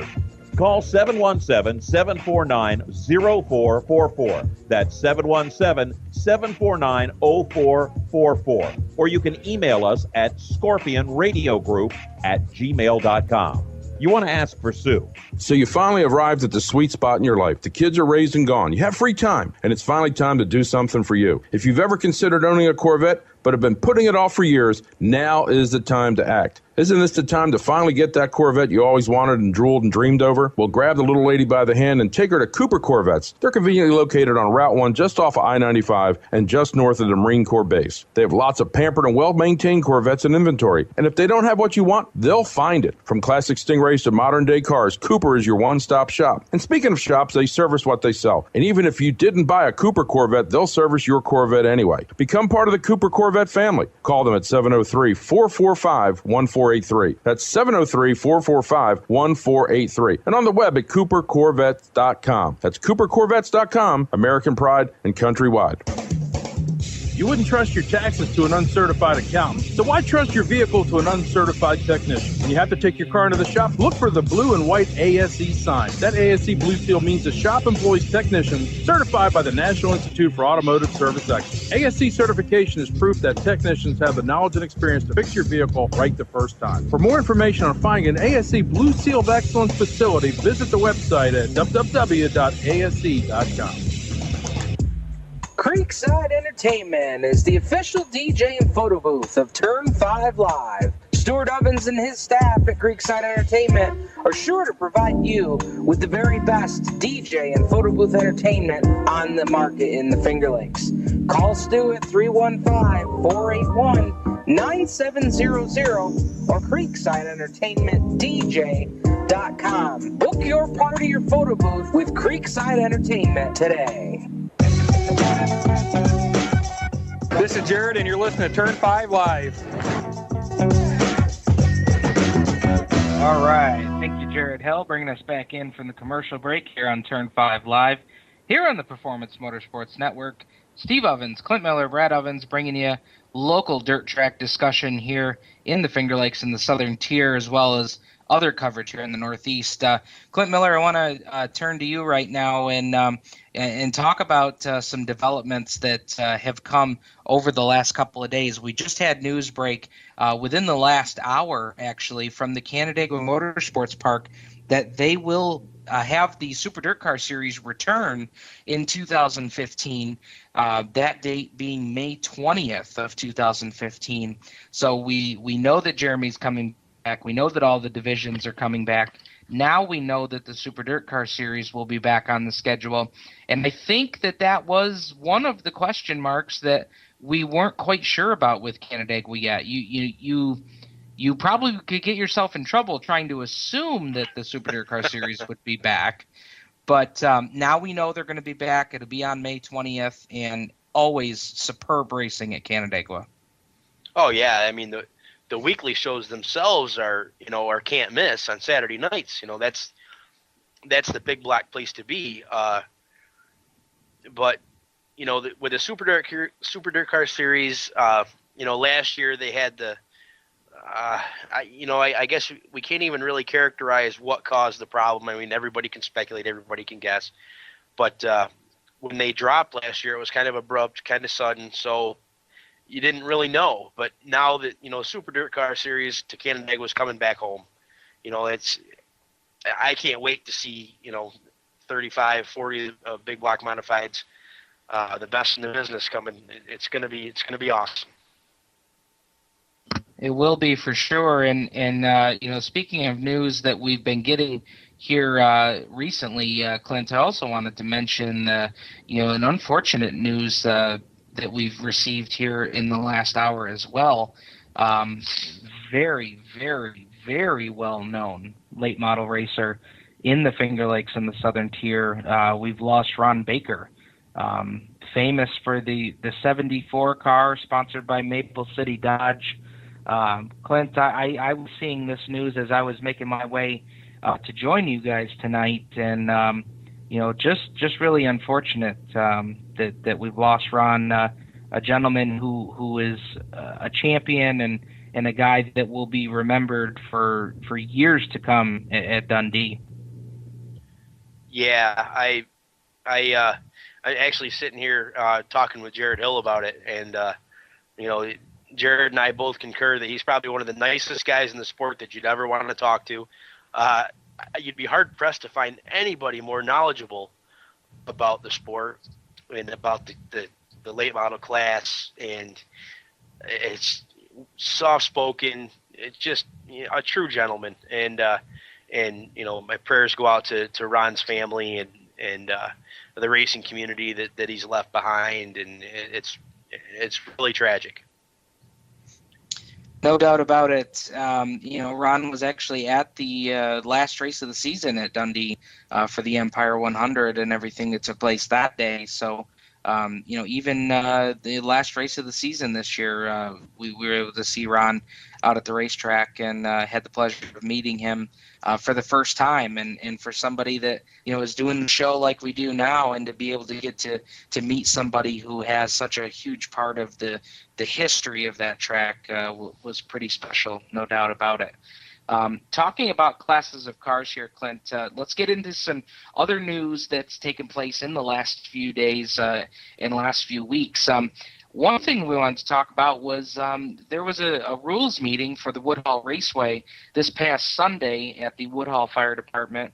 I reached out to a few folks from the Speedway, including the announcer and public relations director, Paul Harkenreiter. He was unable to attend the meeting, so I couldn't get too much information from Paul. But what I've read, they have made some changes as far as allowing front and rear decking bolts, Hyman shocks, front and rear, Max 6-inch rod, angle plug Chevrolet. Some of these rules that they're changing.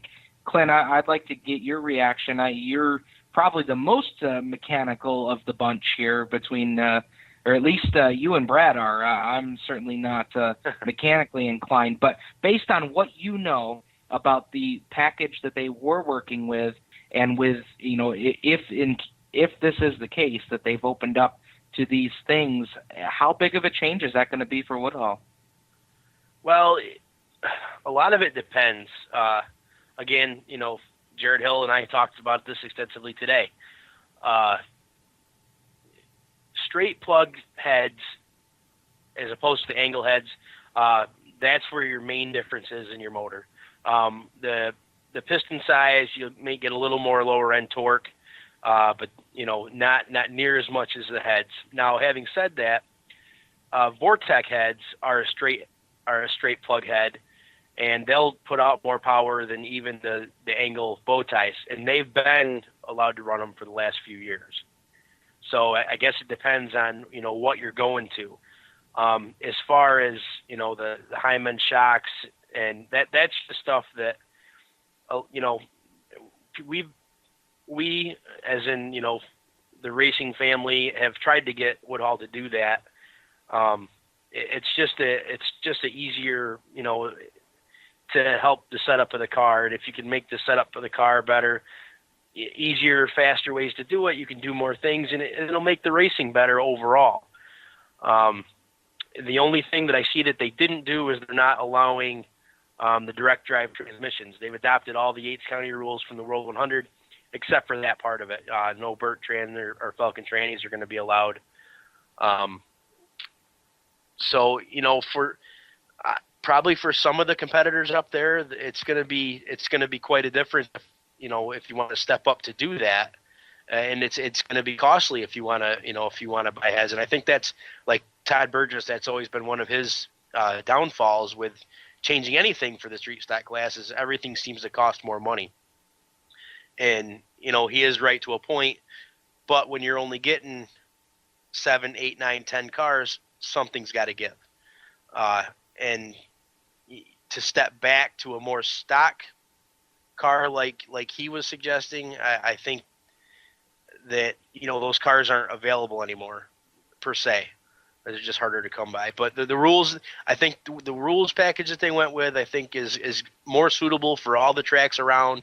So they're more apt for a traveling car now. So based on that, I'm going to put you on the spot here and let you use your crystal ball here. Okay. Do you think that with these changes, and again, it wasn't official from the Speedway, and we're just taking the bits and pieces that some drivers and crew members were able to give to us. But using your crystal ball, Clint, do you think that these changes will help the car count at Woodhull, being that this is why they want to make these changes? You are putting me on the spot. It's hard to say, Steve, because what changes that you make to the car to make it more, I won't say level the playing field, but make it so more cars can come to your track on a Saturday night is one thing, but a lot of it depends on, and I hate to say it because it always comes back to it, is the purse that they're going to pay.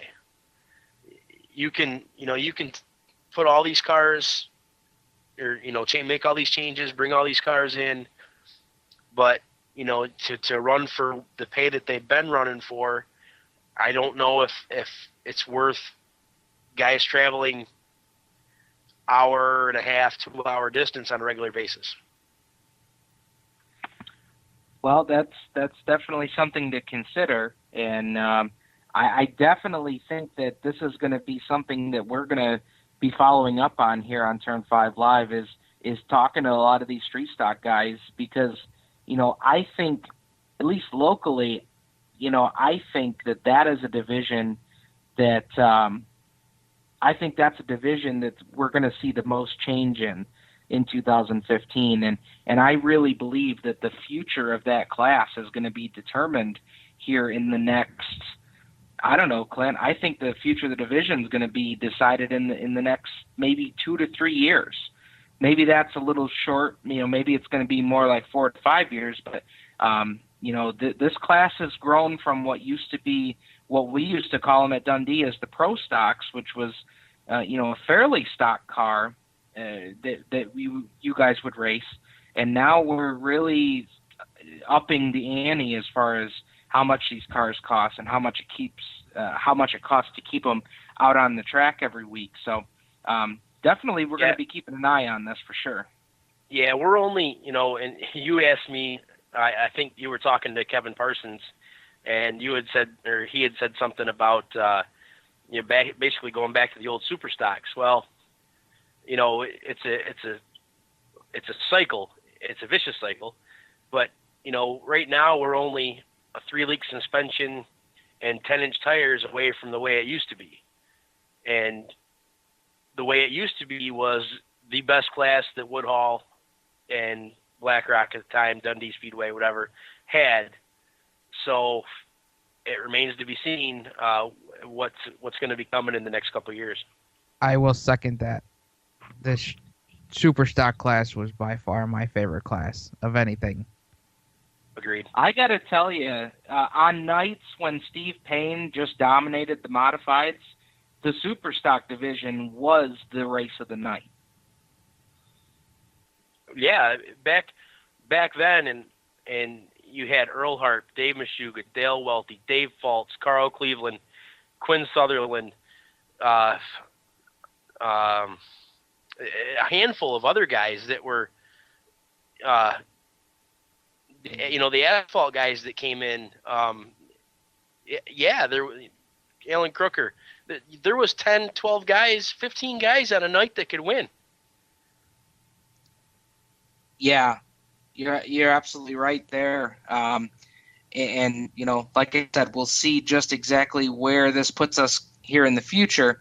But talking about future, that's going to be a great segue for what we're going to talk about on the other side of the break. We're going to preview next Tuesday's show, and we're going to preview it by reading off a release that just came out from the Penn Can Speedway today regarding Dan Harpel being named the new promoter of the Penn Can Speedway.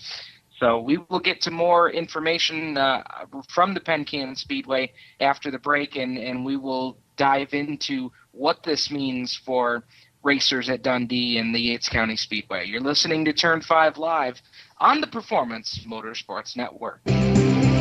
On the other side of the break, more coverage and discussion from the dirt tracks. Stay tuned to Turn 5 Live. How would you like to win a brand new Corvette? Larry O's got all the details. Enter America's #1 dream car giveaway contest at winyournewcar.com. That's right, winyournewcar.com. Complete the puzzle the fastest and win a new Corvette tax-free, delivered to your door. Come on, stop dreaming and start driving with winyournewcar.com. We're growing like crazy and need account reps who know their way around agencies, the internet, and social media.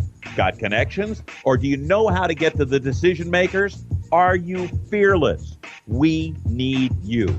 Internet radio, or as we call it, wireless mobile radio, is rapidly becoming the place to be with almost limitless income potential. So contact us to get involved with the fastest growing professionally produced group of internet radio stations in the world. Your imagination is the only limit here.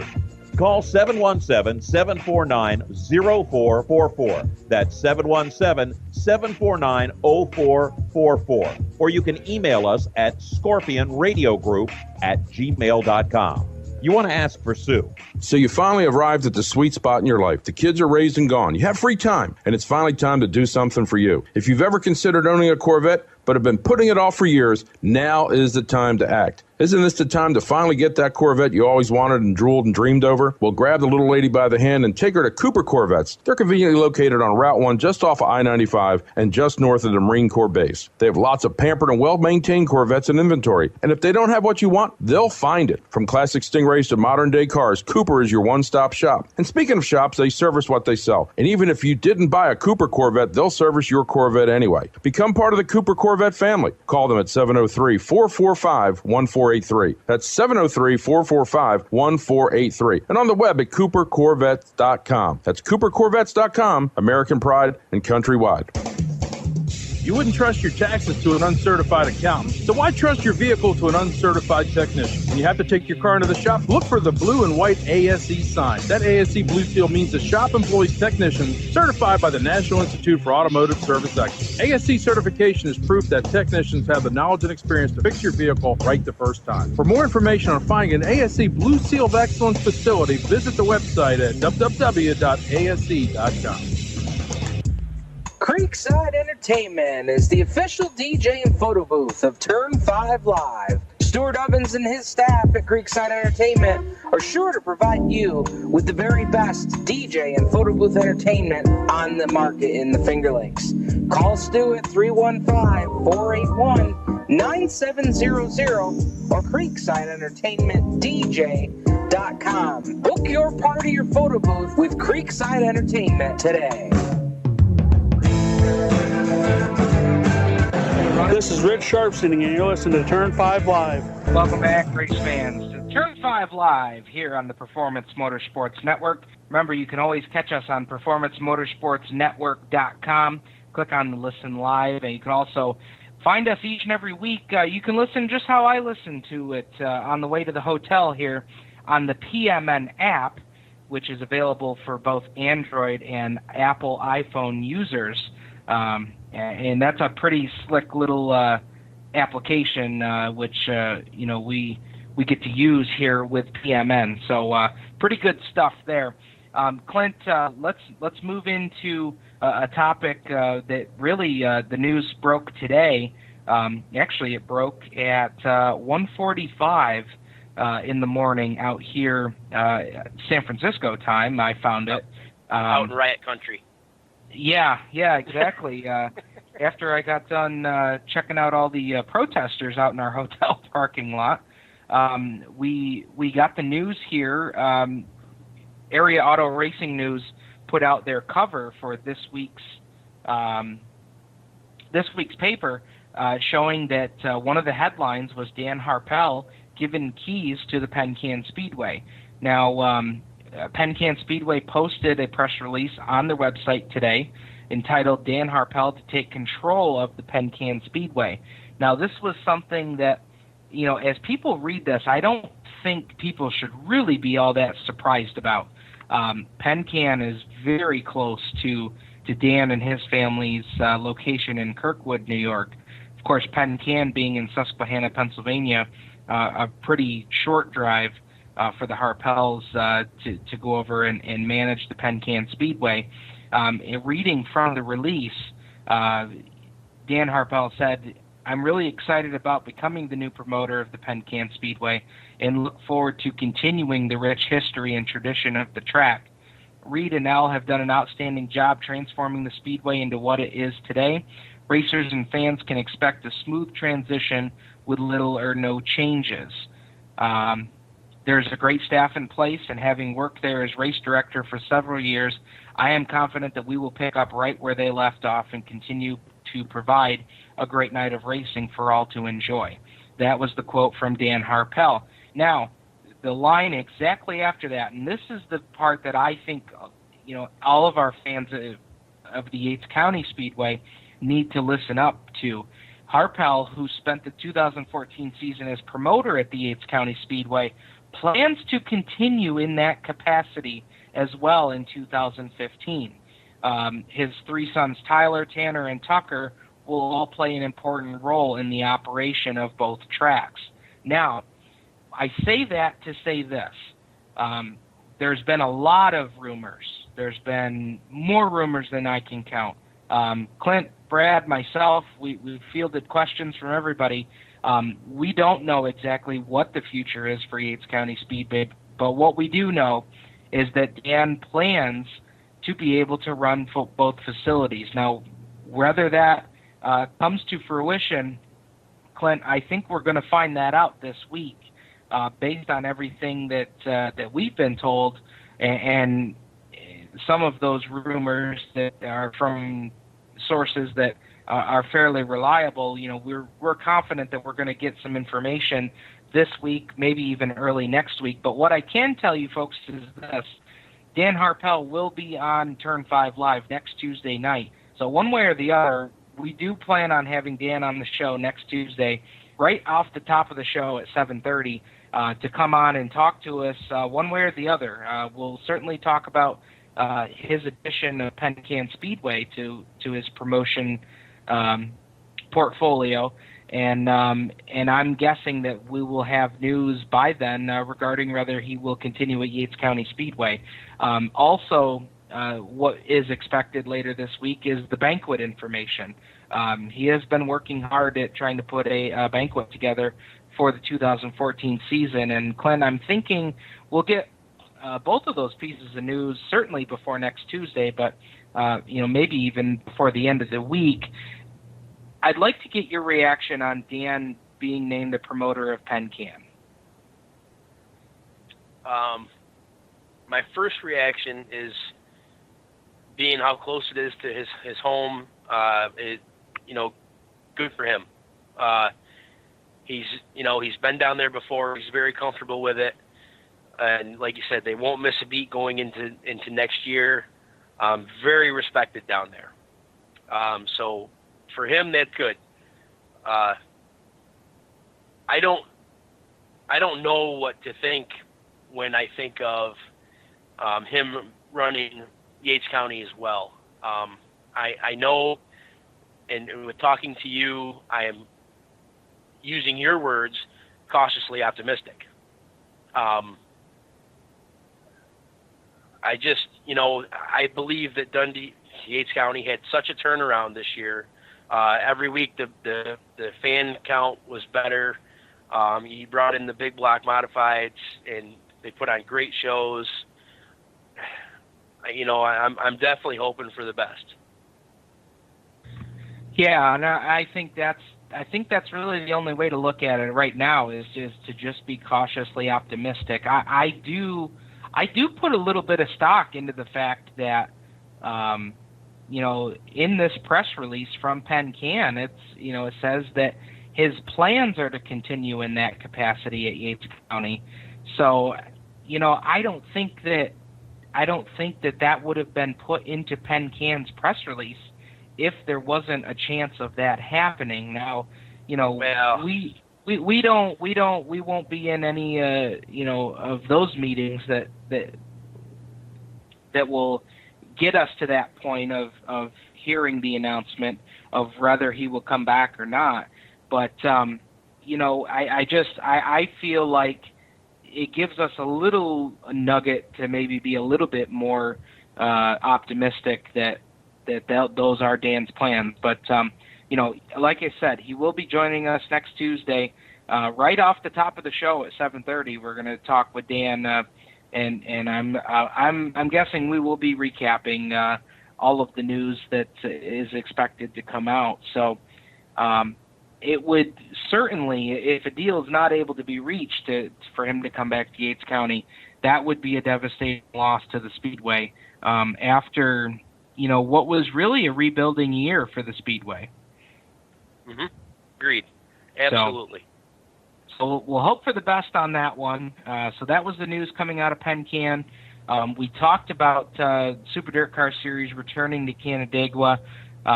Rules meeting just this past weekend at Woodhull for the Street Stock Division. It looks like their division will see some changes for the 2015 season. And, we've talked in the last couple weeks, and I'll just kind of quick hit on this one, Clint. Freedom Speedway. We understand, I've been in talks with Bob Reese, who is the owner of the Speedway and now will be taking over the promotion of the Speedway. He will be joining us next Tuesday night here on Turn 5 Live as well. He will be joining us in the 8 o'clock hour to discuss his plans for the Speedway. They will reopen in 2015, business as usual. The divisions will remain the same. They actually, I've never been to Freedom myself, but they have quite a little complex there, I'm told. Motocross track, ATVs, all those different things. So those all plan to be in the running for 2015. And Bob, Clint, with the snow up in Buffalo coming in tonight, and in our area as well, he was not able to join us. His business is plowing snow. So he's going to be a little bit busy tonight. So we'll hope for good weather next Tuesday to talk to Bob more about Freedom. Yeah, I've never been there either. And it's always been one of those places that I've always wanted to go to. But unfortunately, they run on Friday nights, the same time as Black Rock Speedway, Yates County Speedway, however you want to look at it. So, So, who knows? Well, and that was a Speedway that we talked about that had a little bit of uncertainty as to what was going to happen in 2015. So it was great to see they've got a new Facebook page up as we speak. They put that together about a week or two ago, and I've got a press release out regarding, yes, we are coming back for 2015. So that was a Speedway that was really, we weren't sure about, that now we have some pretty firm plans of what they will be doing. Now, he talks quite a bit about being in contact with Raceway 5 to make sure that they're, as far as scheduling and divisions and rules go. So I would put a little stock into the fact that, Raceway 5, it looks like maybe those guys will be back business as usual in 2015 as well. So Raceway 5 working on putting a schedule together. So if there's an opportunity for us to get Annette from Raceway 5 on the show, we will absolutely look into doing that. But Going to be a huge show next week, Clint. We're going to bring in Dan Harpel, Bob Reese from Yates County Speedway, Pencan Speedway, and Freedom Speedway into the mix next week. And we're going to be giving away a special checkered flag. We had drivers sign at the Empire 100 at the Yates County Speedway in October. We're going to be giving that flag away next week here on the program. So pretty cool little deal there. Yeah, it absolutely is. And I know when my son got sick a few years back, I won't get into it now, but the drivers, Phil Yaw had the drivers sign it at the banquet, and that was really cool. So it's a really cool deal. Fans going to be real happy. Yeah, absolutely. We'll have all of that and more next Tuesday night right here on the Performance Motorsports Network. For now, I'm Steve Ovens. Clint Miller, Brad Ovens joining us on the program. We will see you next Tuesday night for another big edition of Turn 5 Live. Good night, everybody.